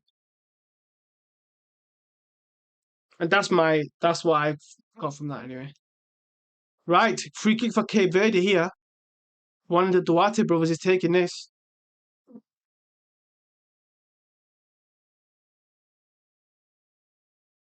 I think it's a younger brother. Yeah, younger brother Duarte after big brother Duarte has scored. He's gonna absolutely pelt it. Here he goes.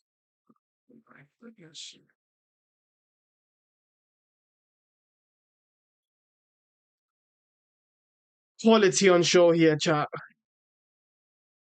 But listen, we can't even say anything. They've scored, so that we didn't expect. Scaloni's not looking happy on the bench there. I wouldn't be happy either, mate. I wouldn't be happy either, mate.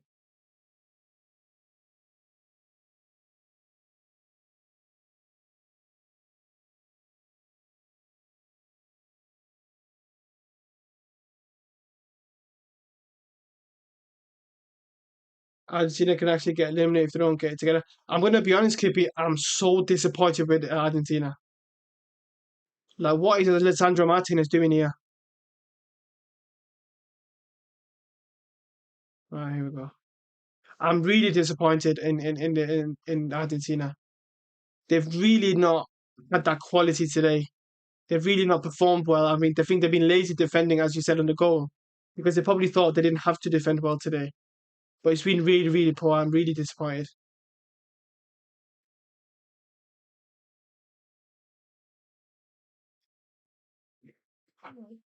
Cape Verde are going at it right now. They're going all over, bro. They're going crazy.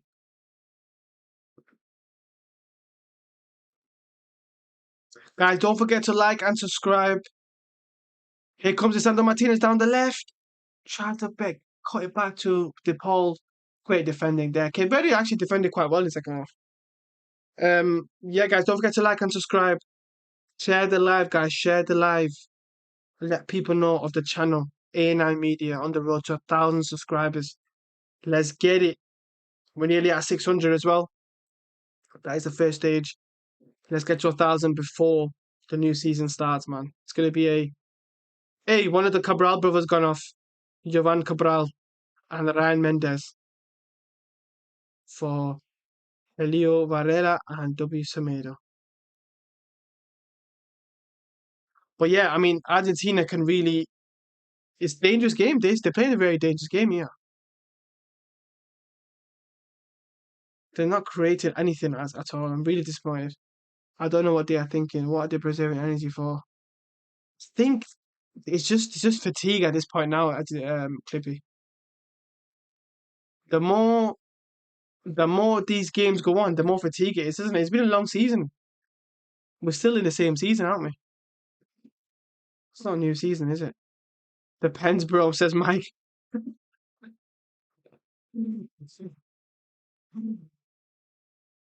Listen, if you win, you win, innit? Why get to pain when you could bury the game? Exactly that. That's exactly what I was going to say. Here comes Messi. Can he bury the game right here? Goes out wide to Molina. And Molina finding his goal! Fantastic defending by Lopez there. Oh my God. Messi passes wide to Molina. Molina just drills it in. And I swear I thought that was an own goal. I swear I thought that was going in. Corner taken quickly by Argentina. Ball in by DePaul. Straight down by Romero. And away by Cape Verde again. Right, they're putting it on now, guys. Argentina coming on strong now. Enzo Fernandez outplay. Thank you, Real Madrid, for not going. Thank you, Real Madrid, for not spending 120 million on this guy, please. Right, let's just watch this again. Messi goes out wide. Fantastic pass. Great pass by Molina as well. Just Enzo Fernandez there at the back post, but incredible by Lopez. It really is. Heroic defending, unbelievable. W's in the chat for Head Lopez, man. Come on, Clippy. Even you have to appreciate that. That was phenomenal defending because that was a good ball by Molina.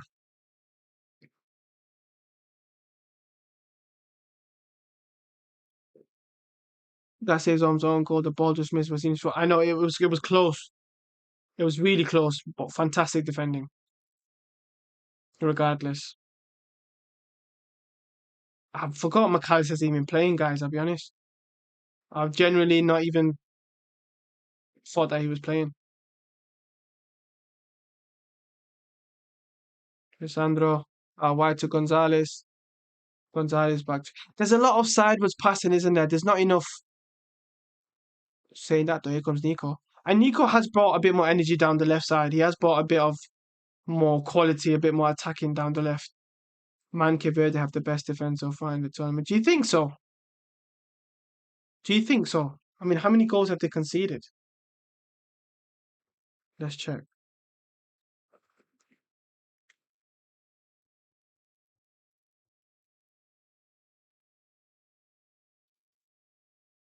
Um, I mean, they won 0 goals. They won 0 games in the group stage, of course. Um, let's see. Well, yeah, Clippy, you're right. They only conceded 2 goals in the group stage. Obviously, they played 3, drew 3. They scored. Wait, here comes Argentina. Nico Gonzalez across the goal. I thought his own goal again. Um, I think it was a 0-0 against Saudi Arabia, wasn't it? Or was that against Uruguay? I know they scored 2 goals in that game. Yeah, 2 goals and 2 goals for Uncle Paredes for DePaul. He's had a very forgetful game as well. It's been pretty poor overall, to be honest. I got the script. Well, I got the script. Valverde beats Argentina and Messi misses the last pen. Oh my goodness me. That would. I'll be honest. I'll be honest. As a Madridista, I don't want to watch that. I don't want to see Messi miss a penalty. To knock out his team. I don't think it's not something I would laugh about anyway. Jesus Christ, Messi is the only actual player in Argentina. I'm really disappointed today because I said before that Argentina have something Portugal don't, where the way they play for their player, the way they create chances for their player is phenomenal. Like for Messi, like we've seen that. That's why Messi scores so many goals. But today we've not seen that at all. You can maybe put it down to Cape Verde's defense, maybe yes, but Messi still had his chance, and I'm not seeing anything else after that, which is really disappointing. Oh shit, $3, and they beat over Uruguay, but Uruguay and Fede was just shit one day. Absolutely terrible. Absolutely terrible. 0 wins at the World Cup. That's just disaster. What disaster that is for Uruguay with players that they have, the manager they have, Bielsa, an absolute legend of the game. Something definitely went wrong there. Hin is a captain. Hin. I'm joking.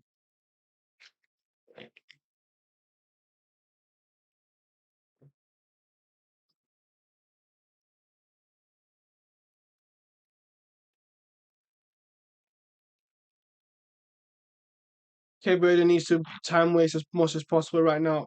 Well, will they do that though, or will they want to go and try to win the game? Because if it goes to extra time, which team has the better fitness? I would say Argentina right now. Right now, I would say Argentina.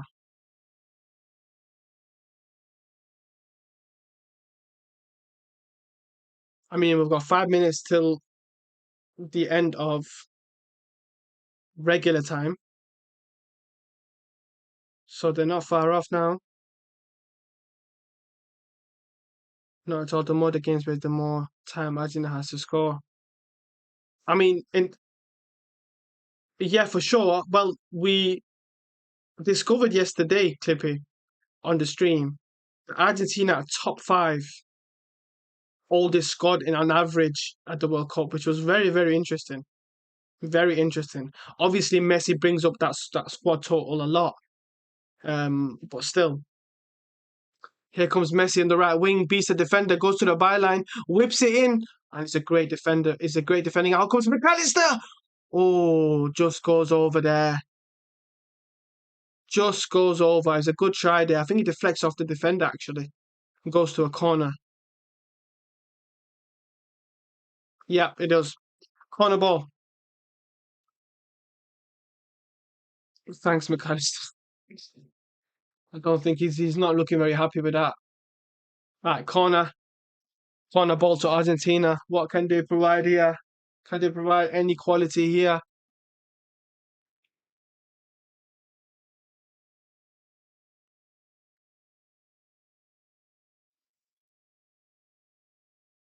Messi in and Chibuzino comes again.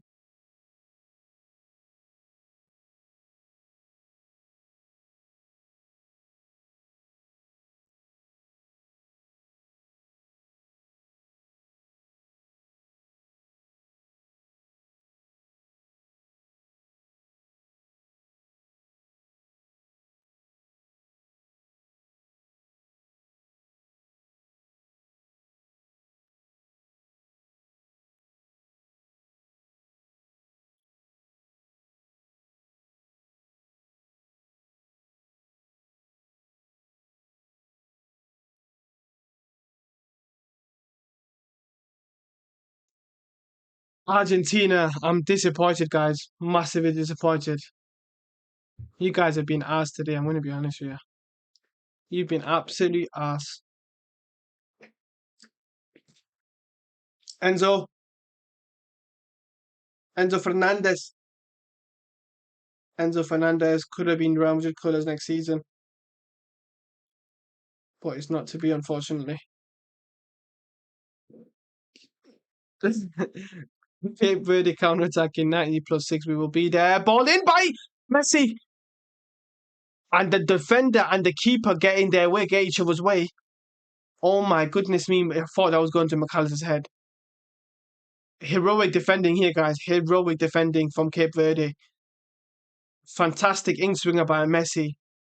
Going towards McAllister. Oh, McAllister actually headers it and the defender blocks it. What a block. What a block that is. Are they checking it? Is that a handball? Surely not. I'm sure he hit his chest.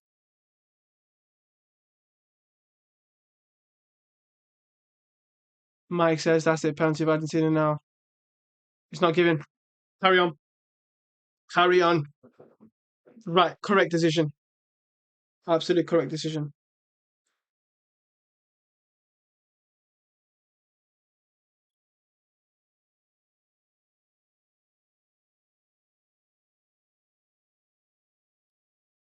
What I have liked though is the inverted runs from the players. Obviously, Messi for his goal. We've seen Nico there. We've seen a good few runs in there, and obviously the centre backs have found him really well. Martinez and Romero. But here comes Argentina again with Enzo. It's not like he's actually trying to block it with his hand. No, no, of course it wasn't one. It was definitely wasn't a penny for sure. Guys, what minute are you guys on? Are you behind me or not? Are you on? Are you following the game with my timings? Let me know.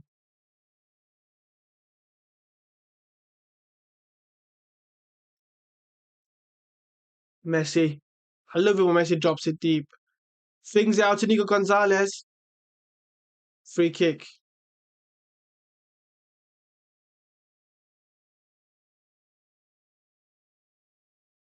Alvarez. Alvarez. Oh, it's good defending again. Oh, the transition is just shit. They just can't find their men. I'm like 20 seconds ahead. Okay.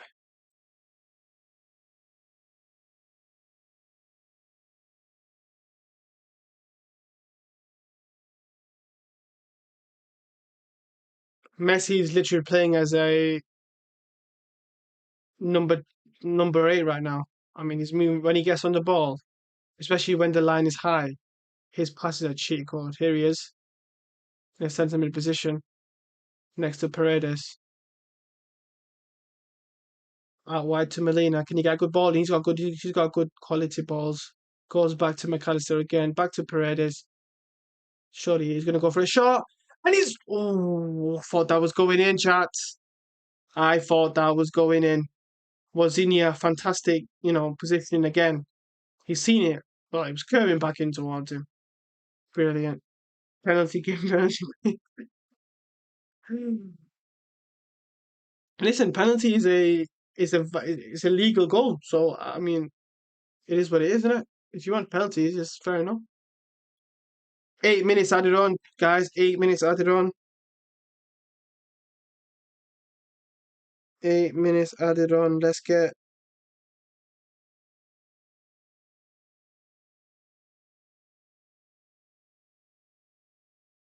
Wozniak is my goal, says Mike.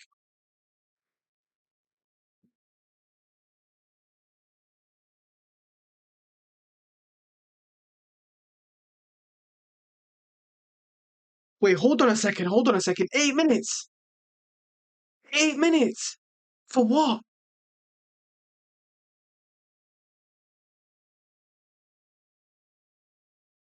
8 minutes. Yeah, 8 minutes. There's been no VR check, right? Has there? There's been no VAR check.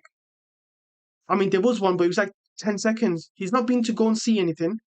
8 minutes. Oh my God, are we witnessing one of them games again? Guys! Great ball by Molina there. Nobody's in the box. Real Magician signed with Senior. He's my goal. Black Buffon. He's been fantastic this tournament. We have to be honest with that. Here comes Messi, twisting and turning. Oh my goodness, he's turning. Oh my goodness, it's a free kick again. Oh my God. Oh my God. Did you see them feet? Did you see them little agility? Oh my goodness. But they fell for the bait though. He was looking for that. Messi was looking for that there. Oof. So is this the moment? Is this the moment, guys? They're not even hiding, lol. Every free kick watch Argentina what's it? Pippi, why is it 8 minutes? Oh my God, this is going to be a goal, isn't it? You know what, Messi? Go score it, bro. Just go score it. I mean, like I said, every moment now is just a highlight. It's a huge memory now.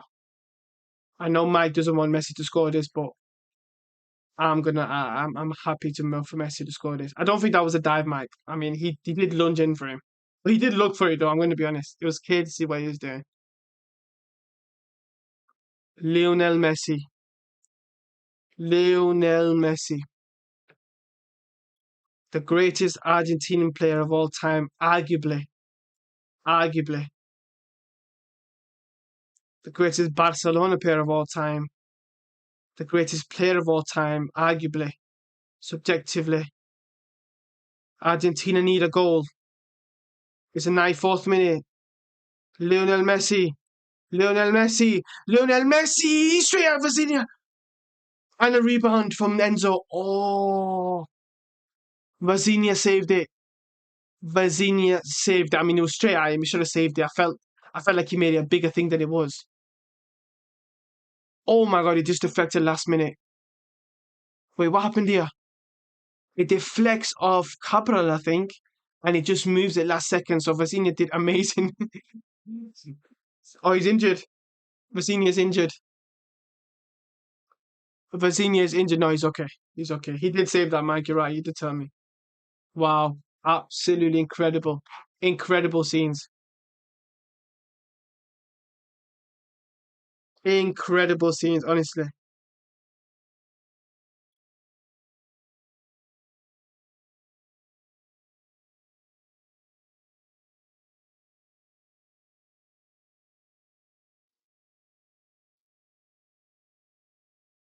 I don't know why it's 8 minutes, but Diego Colina said that every second of time wasted becomes really welcome.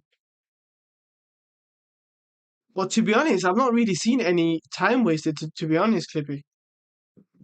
From Cape Verde, anyway. And why would Argentina waste time anyway? You know? Right, free kick here now to Cape Verde, quite far away. Whips the ball in, away by Paredes. 2 minutes to go of regular time. I can't believe this game's going to extra time, guys. I'm going to be honest. This is absolutely unbelievable.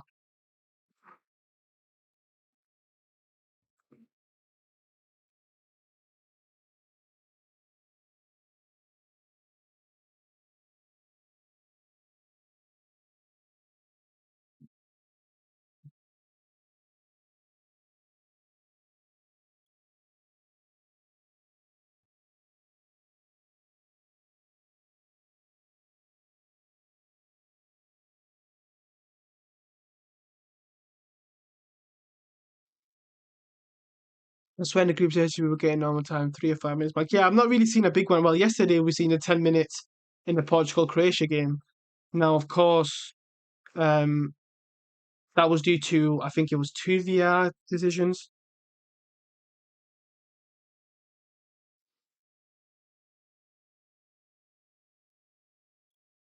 But this is pretty poor, this. Okay, Verde asking for a penalty. And here they come again. No, they don't. And they give a foul away. What a silly foul. Is that Cabral there?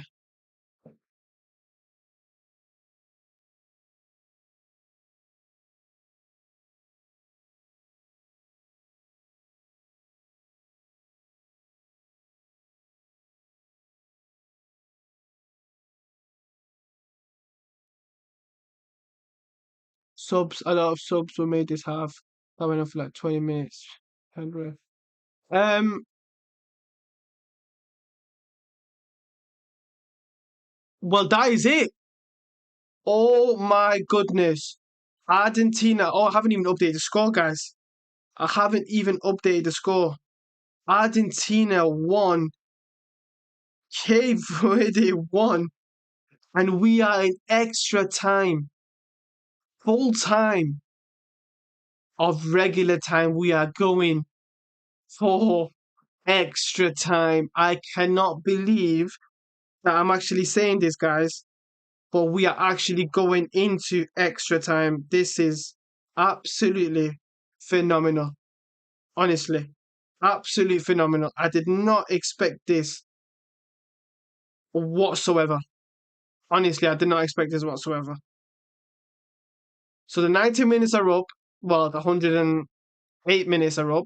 Sorry, 98 minutes are up.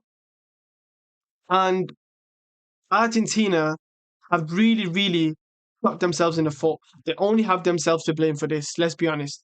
I mean, they could have easily got this game out of reach for Cape Verde. Honestly, they're going to be really disappointed with their performance today. It has to be said. I mean, how on earth this game has gone extra time, I will not know. I would honestly not know. I mean, let's just go through the stats again because something has gone clearly wrong here. Ball possession 68%, 1.67 xG. They had 15 shots, 8 on target. That's insane, bro. That's nearly half. 37 touches in the opposition box, 2 big chances. Cape Verde have had 6 shots, 2 on target, 1 being the goal. 9 touches in the opposition box. They've not created a big chance, but isn't a goal a big chance? But anyway, um, it's pretty poor. I mean, from open play, they've created 1 xG, 1.3 xG. Um, but I just think again, we're looking at a team like Argentina who are looking a bit leggy, and I'm just looking at the teams now. You've got pretty much the whole of the back four. I thought these two have been great. I thought Molina has been okay. I thought he was terrible. He's gone off. He was terrible. De Paul was terrible. He's been non-existent. He's been trying, but has had no quality on the ball. He was absolutely useless apart from the little flick to Messi for the chance. And Messi's probably again the star of the game, star of the match for for Argentina. And obviously Duarte, the one who got the goal, got the 7.4. There's not really anyone to mention other than Rosini. I thought he's done very amazing. Let's just go and look how many. Look at that, 4 years of age. He's made 7 saves. 7. Unbelievable. Unbelievable. Look at all these saves here. Fantastic. That's Mike's goal right there. But yeah, I mean, Pretty phenomenal. Pretty phenomenal. Pretty phenomenal for performance so far. But we have to say the performance from Argentina today has been really disappointing. I haven't seen a good shot from anyone else expect Messi in this whole tournament for Argentina. This is what I'm saying, Clippy. I've been so disappointed with the quality from the rest of the Argentina team. It's been really, really dire and terrible. Rosina should be 11 or 10 rated this whole game. But to be honest, Mike, he's made saves that he should be making. Apart from the Messi one, you know. But he has done absolutely amazing. Rosina has been the best keeper so far in the World Cup, no 100% for sure, for absolute by a mile. And it's usually the lower teams like this who have keepers who do well. Do you remember that guy? That guy? What was that guy called? At the was it Ochoa? Was it Ochoa? Is that his name? Is that someone else I'm talking about? The Mexican keeper, or I think he was a Mexican keeper. 2014 World Cup. He was phenomenal. Absolutely, he was just saving everything. And I feel like it's always the teams with the lesser quality outfield players. Ochoa is a legend of the game. Yeah, yeah, that's the one. Ochoa, I mean, phenomenal international keeper. I mean, look at Keylor Navas for is it Costa Rica as well? Yeah, Navas also Costa Rica. I mean, that 2014 World Cup, he was sensational, and that was what made Real Madrid, you know, sign him. And look at the three-peat Real Madrid had with the UCL with him. So, it's these World Cups bring out these great keepers. You see it a lot, and it's always the teams that are not the greatest quality teams in terms of other positions, and because they're receiving a lot of shots and things like that. Right. Well, here comes the players back out for the first half of extra time. So let's get ready with the timer. The referee's looking around. Right, guys, predictions now. Get your predictions in ASAP. First half of extra time. What are your thoughts now? Who do you think is going to win? What's the score going to be? Is it going to go pens? Let me know. Let me know in the chat. Right, here we go then. Second half of extra time. Mike says we are going to pens. Well, well, well. But let's be honest. Penalties is a lottery, right? I agree. But from what is it? 10 yards? What is it? Is it 5 yards? I don't even know the actual measurements, but from that range, I can't see Argentina not blowing this Cape Verde out of the water.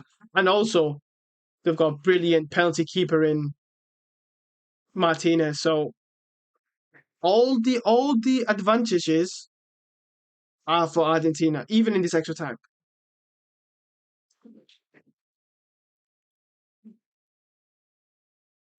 We are going to pens and Messi is missing it. The script has been leaked. Imagine. I hate to break it to you, but Dibu Martinez has saved a lot of penalties. Well, there you go then. Exactly, Clippy. All the all the advantages favor them for sure. Fantastic ball in there by Molina. Nobody's there again. I mean, I just don't understand. Where are the strikers? Where is Julian Alvarez?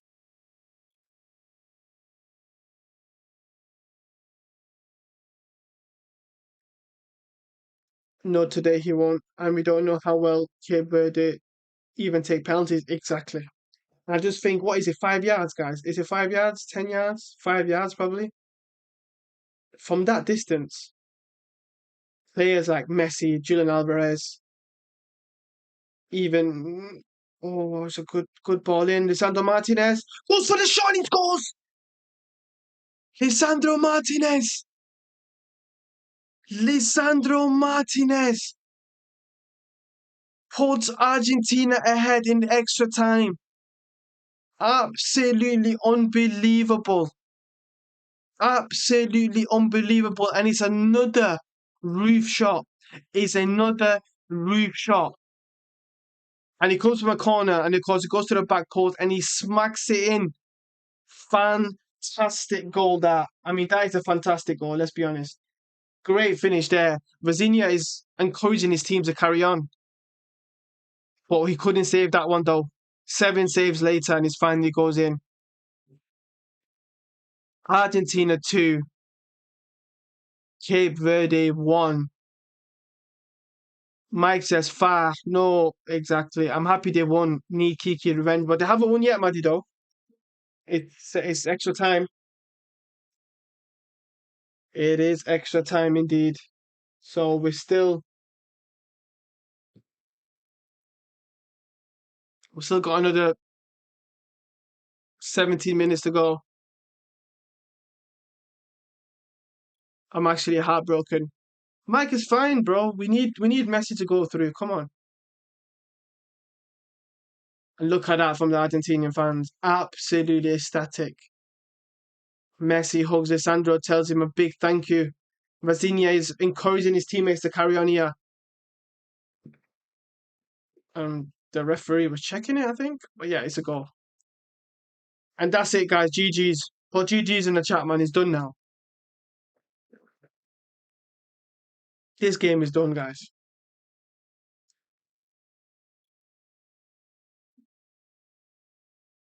What if Paraguay scores a goal, impacts the post, and wins 1-0 versus France? Impossible, Clippy. Impossible. Because France will figure out a way anyway. Because of the rotations that they do, which is what we've seen a lot with Spain last season and the last Euros as well. But imagine if that does happen, though. Oh, Romero gives the ball away here. Can Cape Verde punish them? I don't think they can. Great defending again. And they're coming forward again here.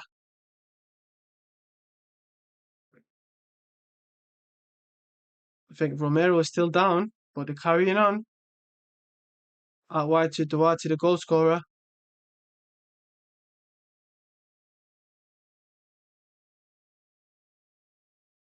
Back to Cabral. Mendes.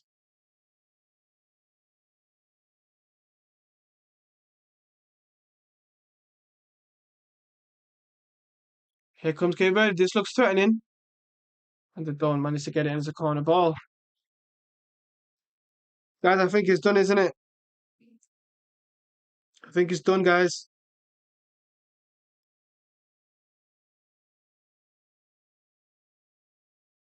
I really think it's done here.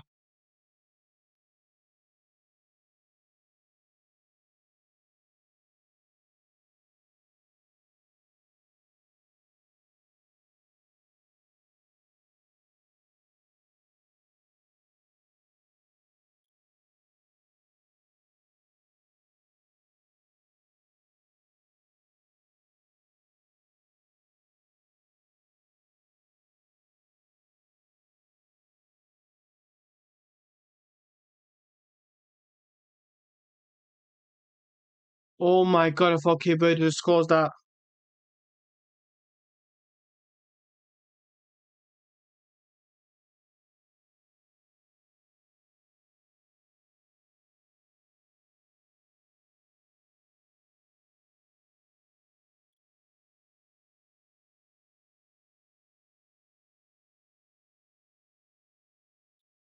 Oh, the players down here. Right, guys, what are we saying, man? What's the feeling? What is the feeling here? Cape Verde takes another shot corner here. Out to Duarte again. Great block there by Alvarez. On here they come again on the counter now. I think this is going to be it now. Alvarez puts on the burners. Goes back to Enzo, I believe, to Messi.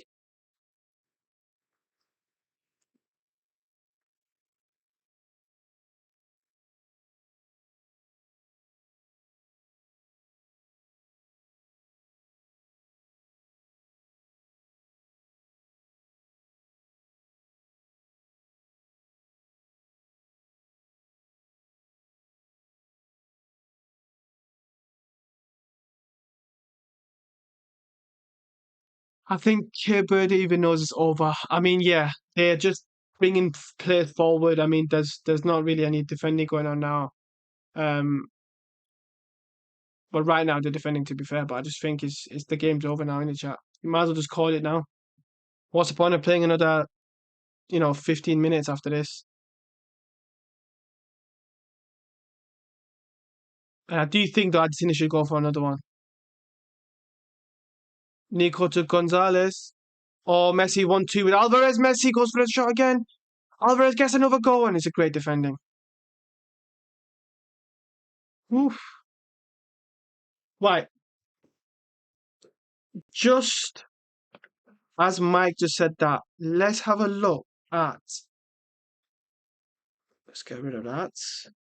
Let's just have a look at the stages again, because we've gone through who Spain will be playing in Portugal. Now, of course, the winner of this, which of course is Argentina. Um, Argentina plays Egypt, and then we've got Colombia and Ghana, who's playing in a few hours. Switzerland beat Algeria, so Colombia are going to play against Ghana. So the winner of Colombia and Ghana and Argentina and Egypt will face each other.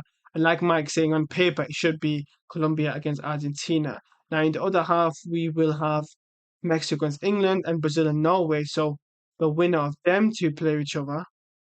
So on paper, should be Brazil and England. So we can have it an England or Argentina or Brazil Argentina semi-final, which is absolutely insane. And on the other side, of course, we can have a France and Portugal or Spain semi-final. So unbelievable, absolutely unbelievable.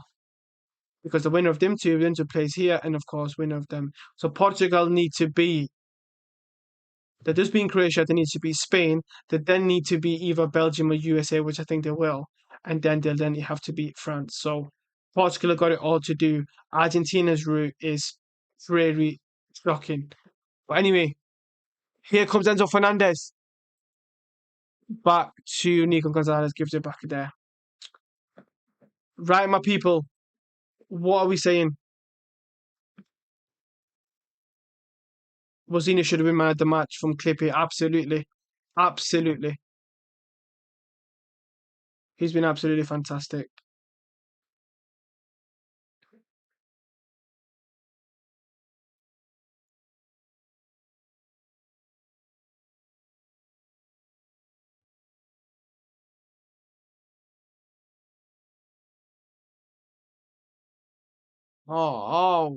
Passing straight to thingy. We'll be back for revenge soon, says Mike.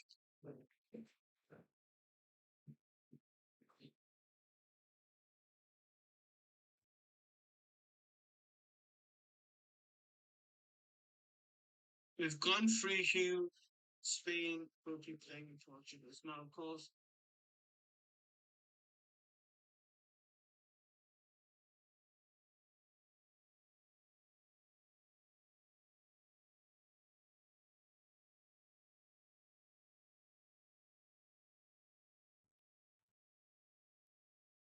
right, here comes Cape Verde. What can they muster up here in the last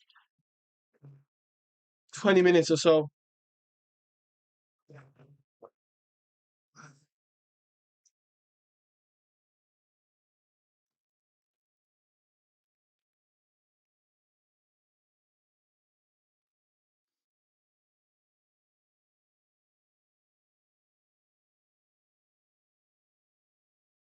Oh, whoever that was, a brilliant run, but again, just out of play.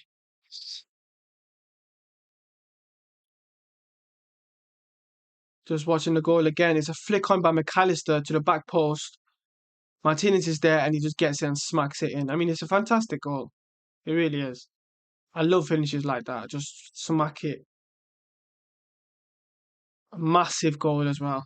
Massive goal for Argentina. Massive goal for the World Cup, man. We don't want to see Messi go out now.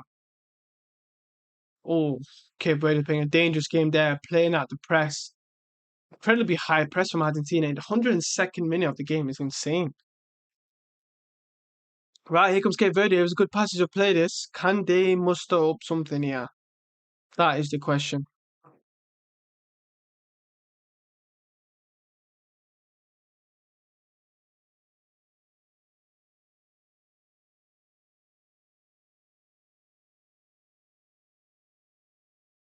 Oh my God, oh my God!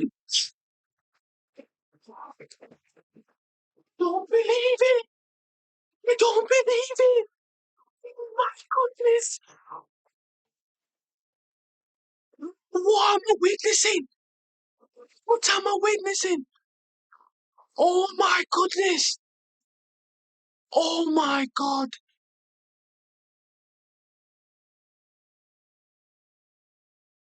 I'm speechless, chat.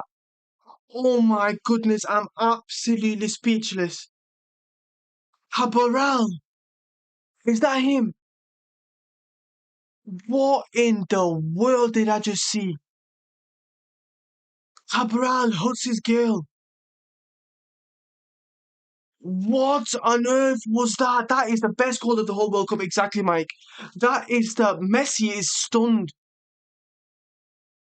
Messi is absolutely stunned. I cannot believe what I'm seeing. Oh my goodness me. Chat, let's update the score. What the fuck did I just see? I told you lot, these watch-alongs, right? These watch-alongs have been fucking next level. The stuff that's been happening, these watch-alongs, guys, there's something going on. Isa says, oh my God, I know. What a goal. Oh my goodness. What? Let's watch this again. So it was a quick set piece. No, it was just a pass around, actually. Great first time ball out. Cabral just cuts in and just says, you know what, fuck it. Oh my goodness me. That is a one in a lifetime shot. What a goal. Oh my goodness me. Can't believe it. What the flipping hell did I just see? Guys, this is majestic, bro. This is. Oh, shit pass there by Cape Verde there. They could have set him off again. Oh my God. Oh my goodness. This is. This is unbelievable. Like, listen, we need to talk about this. This is absolutely phenomenal, by the way. This is their first ever World Cup, right? I'm pretty sure. And look at what they're doing. They haven't won a game this whole World Cup. They haven't won one fucking game this whole World Cup. Not one. And they are, they are taking Argentina for life and death here. The World Cup champions, the world champions, they're taking him to extra time at first. And now they are joining them again, coming from behind twice and scoring that goal. Nah, that is phenomenal. That is absolutely incredible. Messi! Oh, that was a chance for Messi as well. Great save by Vecino again. Oh my God, guys, what game do we have ahead of us? And here come Cape Verde again on a transition. Vecino, you're right, Clippy, another save. I'm on the edge of my seat here, guys. I'm going to be honest. I'm on the edge of my flipping seat.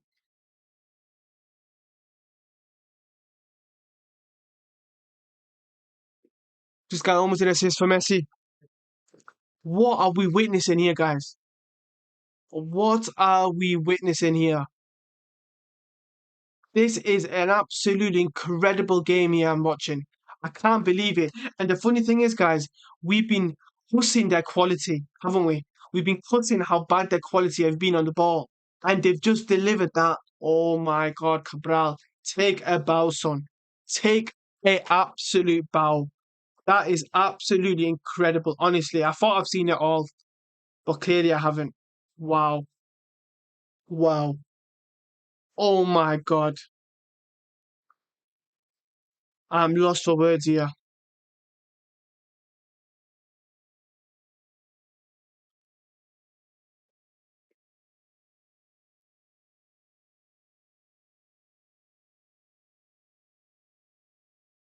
Here comes Argentina here. Romero to Messi. Messi gives it back to him. Messi gets it back and they get stormed by two players. But he wins it back.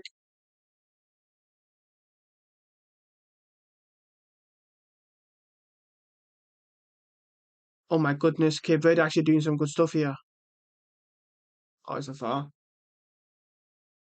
I kneel, I respect. Bro, I'm going to be honest, bro. I'm going to be honest. That was something else. And I believe that should be it for the first half of extra time. Cabral, oh my God. Look at that again. It's just perfect technique. It's absolutely phenomenal. I mean, no keeper in the world. Courtois, there's nobody saving that. Well, to be honest, it's quite similar to the Alvarez goal in the Champions League last season. Real Madrid versus Atletico Madrid, where he puts in from the left side like that, and then he obviously gets that corner. It's absolutely phenomenal. And look at the Cape Verde fans, unbelievable.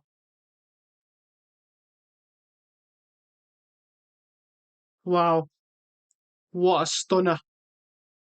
Absolute stunner. I mean, this is incredible. Absolutely incredible, honestly.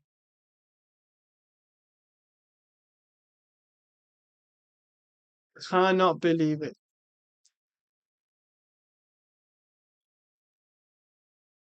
Cabral, bro. Fair enough, man. Ref has paid a bet on Argentina. Do you think so? Oh my God, I can't believe it. The Cape Verde players are all got the head on their hands. Sorry, the hands on their heads, should I say. This game before the age is Clippy. Exactly. And you know what else, Clippy? You joined the stream. So it was meant to be historic, my friend. It was meant to be historic. And what better place to witness this? So I don't have to, obviously I don't have the commentary on, guys. So I can't hear the dramas from the commentary from the fans and anything. So this is phenomenal, absolutely, and I'm still absolutely. I've got goosebumps, man. What a game! What a game! Currently 1:30 in the UK. It's a bit dramatic for me. Well, yeah, you've got a horse in this race. You're emotionally involved in this one. We're not. I'm not really. So, right, let's just reset the time, guys. Let's get down to we got Diego Simeone there in the stands. I mean, where's Giuliano? I'm surprised. I thought Giuliano would be here. Look at that. One thing about America that I really loved is they've got great stadiums. Good morning, brother Swan. Good morning to you, my brother. It's very early for you down there. Are you watching this one or not? Because this is one of the greatest games of World Cup I've ever seen. Generally, it's incredible. Argentina pissed me off so much. They played like us. They did. No, but they did 100% Clippy. They deserve this. Oh, with all my heart, Cape Verde win this shit. Everything Argentina did was hold possession and pass to Messi. Yep. Toothless, lack of creation, not taking the risks. Negative, I would say. Vamos Cape Verde. Go on, Swan. Swan, has been a crazy game. Absolutely crazy game. We witnessed a crazy game yesterday and we witnessed another one right here.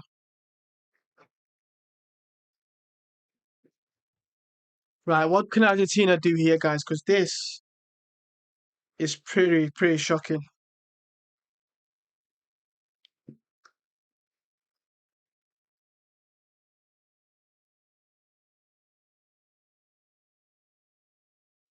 Right.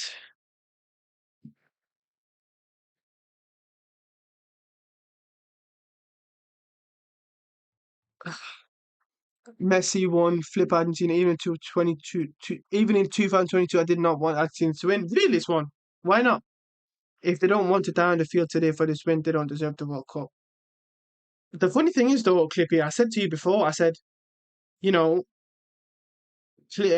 Argentina have showed the willingness to die for Messi, really. unless 22 was the only time they wanted to do it, and now they're just like, okay, we've won it once, we don't care. But I'm surprised at the quality of this competition. Peak around ball, and they had Maradona and Messi. Just the way they play football, yeah. I mean, I think Scaloni is a top manager. I think when Real Madrid were looking for a manager after Carlo, um, I actually like Scaloni. I think his style of play is really reminiscent of Real Madrid's of the last few years.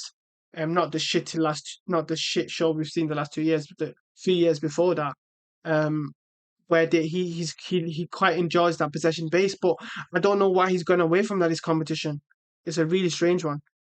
Negative football, yeah, exactly, Swan. I don't understand why they've done that. Why he's done that now. It's really a mystery.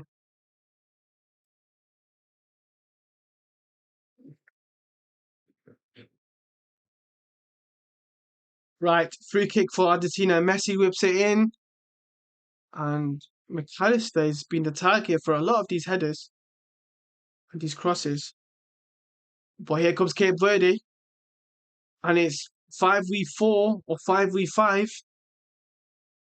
Give it to Cabral. Oh, they didn't give it to Cabral. But here comes the left winger, and they're going for another shot here. Well, ambitious. I will name my first song Cabral.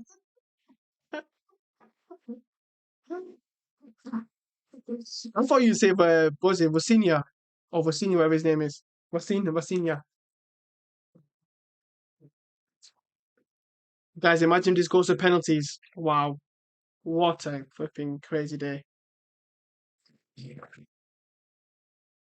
I want to be entertained. If you're a big team, your responsibility is to entertain me, play attacking football. No, I agree, but at the same time, Swan, you still need to win, don't you? So, like, it's all good to play entertaining football, but if you're not winning, what's the point? But in this case, Argentina are not doing any of them, so that's when it becomes a different conversation.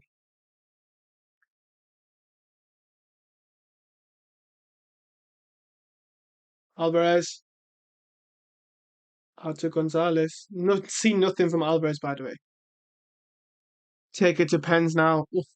Julian, what we saying? What are we saying? I mean, I'm shocked, bro. I'm absolutely shocked. I'm shocked that Cape Verde's, you know, heart and courage to still be in this game, and I'm absolutely shocked that Argentina's quality of this in this game. Honestly,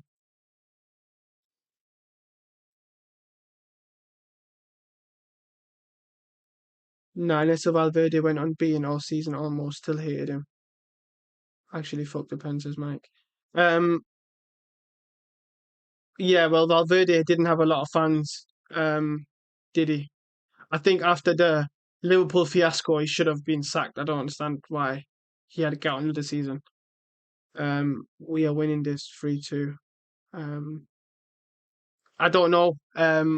Mike, can't see Cape Verde scoring again. If Cape Verde had an average keeper today, Argentina would have won by 3-4 goals just from Messi's shots. Rosinia, man, historic performance. Nah, I mean, we have to. Oh my God, what run by Gonzalez? Woof. Great defending again. Who is this guy? This centre back. No, Rosinia has been phenomenal for sure, but I also think, apart from Messi's chance at 1-0, well, was it 1-1 at the time, I believe, his shots have not really been. It's been straight at the keeper, really. Um,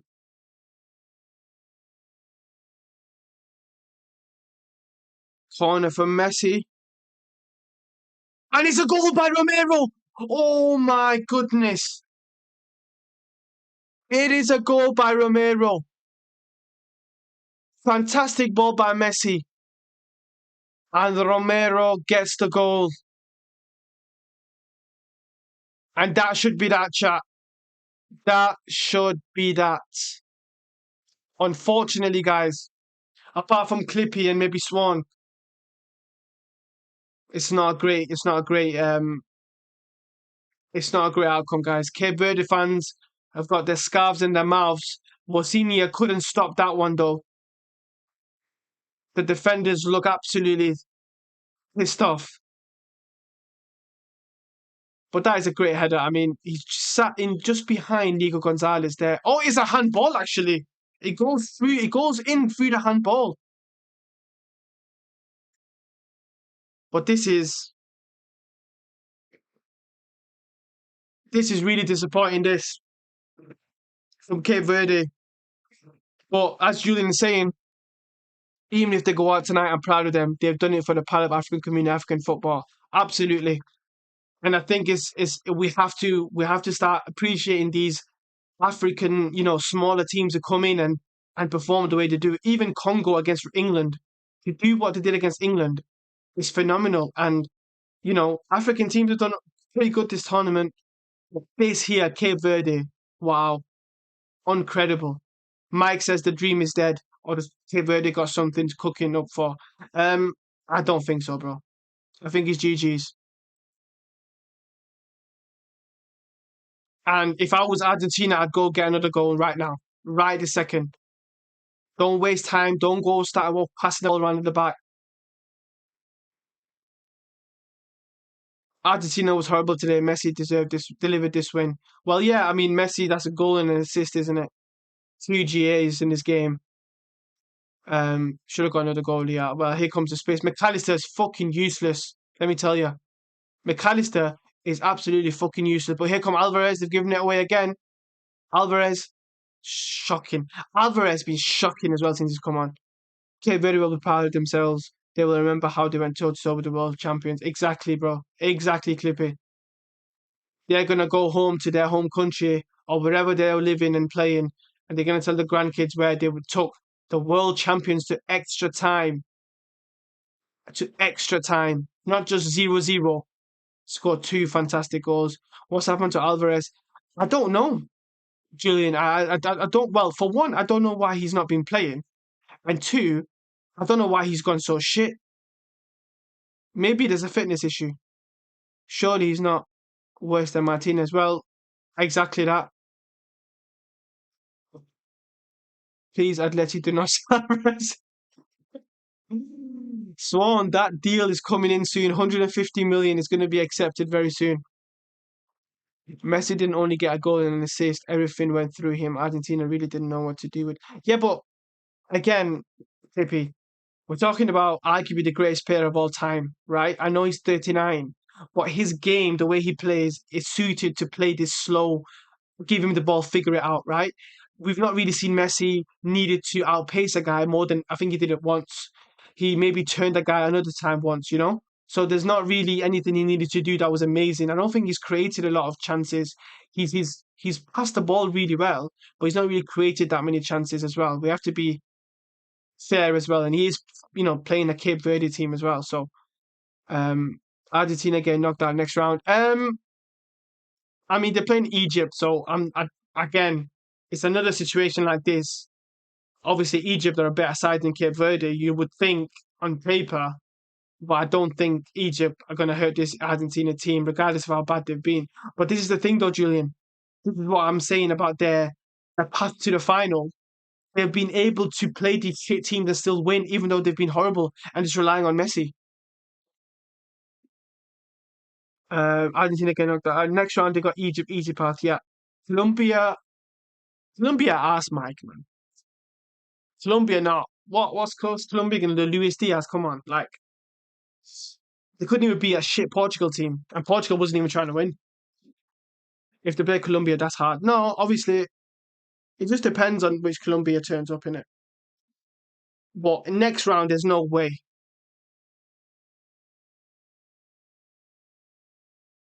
Martinez! What a save. It's Cabral again. He was going for that top corner and he's got cramps as well. True, who they face after that. So they're going to face Egypt and then they'll face the winner of Mexico. They'll face the winner of, I think is, 1 second actually. Good question. We just checked that before, didn't we, guys? 1 second. So, oh yes, they'll play the winner of Colombia and Switzerland. So Colombia goes there and then they'll face the winner of the winner of England and Mexico and Brazil and Norway. So, in other words, Brazil or England in that semi final. So, fucking hell, guys. 4 minutes to go for Cape Verde to bring up anything here. 4 minutes. What's the referee saying here? Get on with the game, for fuck's sake. On God, apart from Messi, I hate Argentina, scatty team. Um, so it's your opinion in this one. I just think some of their behaviours from the team is not. It's not great. And Mexico good. Not seen them play. I haven't watched a full game like this of Mexico, so I'm not gonna sit here and say they are. But Mexico in their stadium have only lost 2 games, I believe, or unbeaten. Either unbeaten or they've only lost 2 games in about 105 games. Tagliafico's got a going on here. Got And of course, at the altitude with the Azteca Stadium, it's higher altitude, so it's going to be a big, big effort from England to win that game. Um, so and they've got no right back. So is there a game for Kobe Mainoo maybe to come in that midfield and have maybe Declan Rice as right back? Let's see. Right, Cape Verde's corner here. Can they do anything here? Can they do something? 2 minutes, 3 minutes to go, or straight to first man. 105 games have they played anyone good though? Isn't that their home ground? I don't know, Julian. You're gonna have to check. I really don't know who they played. I presume they're gonna play some good teams. I mean, 105 games. Surely not just playing all bums. I ain't supporting no team that don't try to score second or third goal. Well, yes, one. I mean, football's about entertainment, isn't it? So again, some people are gonna say, Argentina fans are gonna say, we don't care. We just want to win. Some fans are gonna say, you know what, we want to play fucking football.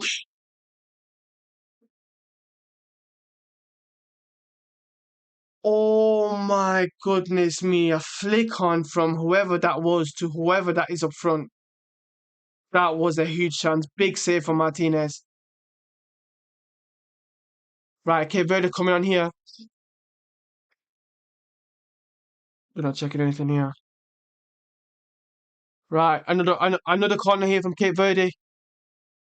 Away by Enzo. Is that Enzo? Yeah, it is. And flick on by.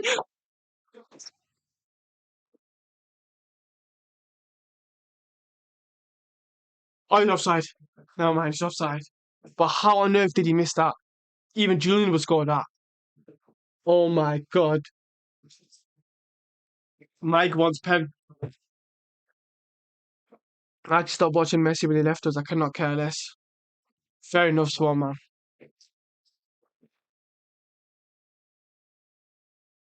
Oh, inches away. Inches away. He's more of a simulation than a pen. Wallahi, I need club football, but I can't wait for club football, I'll be honest. I cannot wait. Not because of Real Madrid, we're just shit anyway. But just in general, I love club football, of course. La Liga back on, Premier League back on. That's what we want to see. Ibu touched the ball multiple times and the Cape Verde player started to fall. Yeah, it's not a penalty, is it? I mean, it's a soft foul outside the box. Sorry, it won't never be a penalty. Right, guys, we're on the 120th minute. I don't know how many added minutes there's going to be. Don't think we've got anything yet. So it looks like here comes Cape Verde though. Oh my god, I thought that was going in.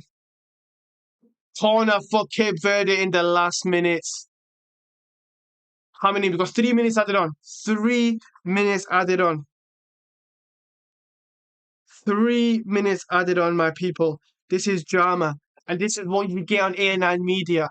Listen, we had the drama of Portugal Croatia last night in the 113th minute of the 110 minutes that we did on. We got Croatia equaliser that was given away by VAR, of course. Ronaldo going through the drama of all of that.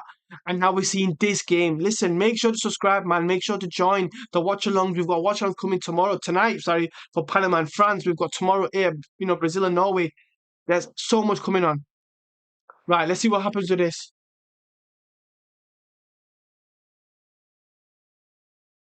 Cleared away by Argentina. Oh, here they come. Who's that up front? Is that Alvarez? Alvarez is free if they can find him. Julian Alvarez. Oh, it's poor pass. Vosinia. Wow. Sweeper keeper. Vosinia is actually prime now, yeah. Exactly. Their corners are trash. They have been absolute trash. But they've been trash. Let's be not trash, but Cape Verde's quality has been absolutely shit apart from their amazing goal. Ball into the box. Don't shoot from there. Don't shoot from there. Don't shoot from there, brother. My Cape Verdean brother, don't shoot from there, please. Italy would be on the favourite to qualify the Thrive international style haram ball. Yeah. Italy not being at the World Cup is an absolute disaster, by the way. It's a shame. Absolute massive shame. Rossini should go to PSG. Well, Stefanos isn't any better, is he? So, I agree, maybe. I never thought he was great. I don't know why they got rid of Donnarumma. What, to get a ball playing, ball playing player? I mean, yes, they won Champions League again, so I can't really say much, but I don't think he's even that good on the ball anyway. Like, long ball over here to the Cape Verdean striker. Guys, we've got 30 seconds left. 30 seconds left. And Cape Verde. Oh, Vecina's coming out. Oh, can Cape Verde do the impossible that it seems right now? Long ball over there, and he wins the Tagliafico, but he carries on. And great play by, is that McAllister? No, it's Paredes. Paredes. I think there's going to be the last attack now, because it's 123 minutes are done. Let's see what they can muster up here. Come on, muster some quality up, guys, please. Is it going to be? It's going to be throwing again. That should be it, shouldn't it? And they've done it. They have done it. Argentina are through to the round of 16 after the most dramatic game you will see in this World Cup. One of the most dramatic games at this World Cup. Let me tell you one thing. But let's just make sure, before we say anything, let's give our respects to Cape Verde. Phenomenal performance from them, just in terms of their courage, their mentality, their hard work. Look, there wasn't a great quality of this team, this Cape Verde whatsoever. But Argentina, horn of shame performance. Horn of shame performance. Decent, good performance by Messi. Messi did what he needed to do. He's 39 years of age. Great goal by him in the first goal. Could have scored that chance as well. But Argentina today consistently allowed this Cape Verde team back in the game. They allowed him back in the game, throughout this game. And that is a big red flag now with this Argentinian team. Argentina will go on to face Egypt now. Let's be honest, that's going to be an easy win. Then it's going to be Colombia, Ghana after that. Let's see what happens with that game. But there's big red flags with this Argentina team. And I've said it before, they've not looked well at all. They haven't looked well. They are very lucky, as Swan is saying, that they've got an easy path, because their quality this World Cup has been shocking. Honestly, I've not seen any sort of link-up play as much. I'm not seeing any of the possession style that Scaloni likes to play. I just don't understand what the plan is. Is it given to Messi and inshallah? That's what it is, isn't it? These man still look that they got energy. Jesus Christ, man, this team game to the life out of me. All the respect to Cape Verde. They push harder than anyone. Nah, for real, clip it. They did. They are lucky about the easy path. Otherwise, they would be out in the quarterfinals. Well, you know what they say. Champions still win when they're playing bad. Is that the saying or something like that? That's what Argentina are doing. The Cape Verde team are literally in tears. Cabral, after scoring the goal of his life, is in tears. Dibu Martinez has got his top in his hands. Lionel Messi is thanking the gods that he's through. And they all look very emotional, these Argentinian players. I mean, did they think they were going out? Did they think they were going out or something? I don't understand why they stood there so upset. But absolutely phenomenal. Absolutely phenomenal. But yeah, guys, I'm going to end it there. A fantastic game again. Thank you, and big love to everyone who joined the stream today. Make sure to like and subscribe, guys. I will be back for the Panama and France game for some more magic of Mbappe, of course. Let's see what happens with that. But yeah, good night to everyone, guys. Of course, take care, and Hala Madrid, and see you on the next one.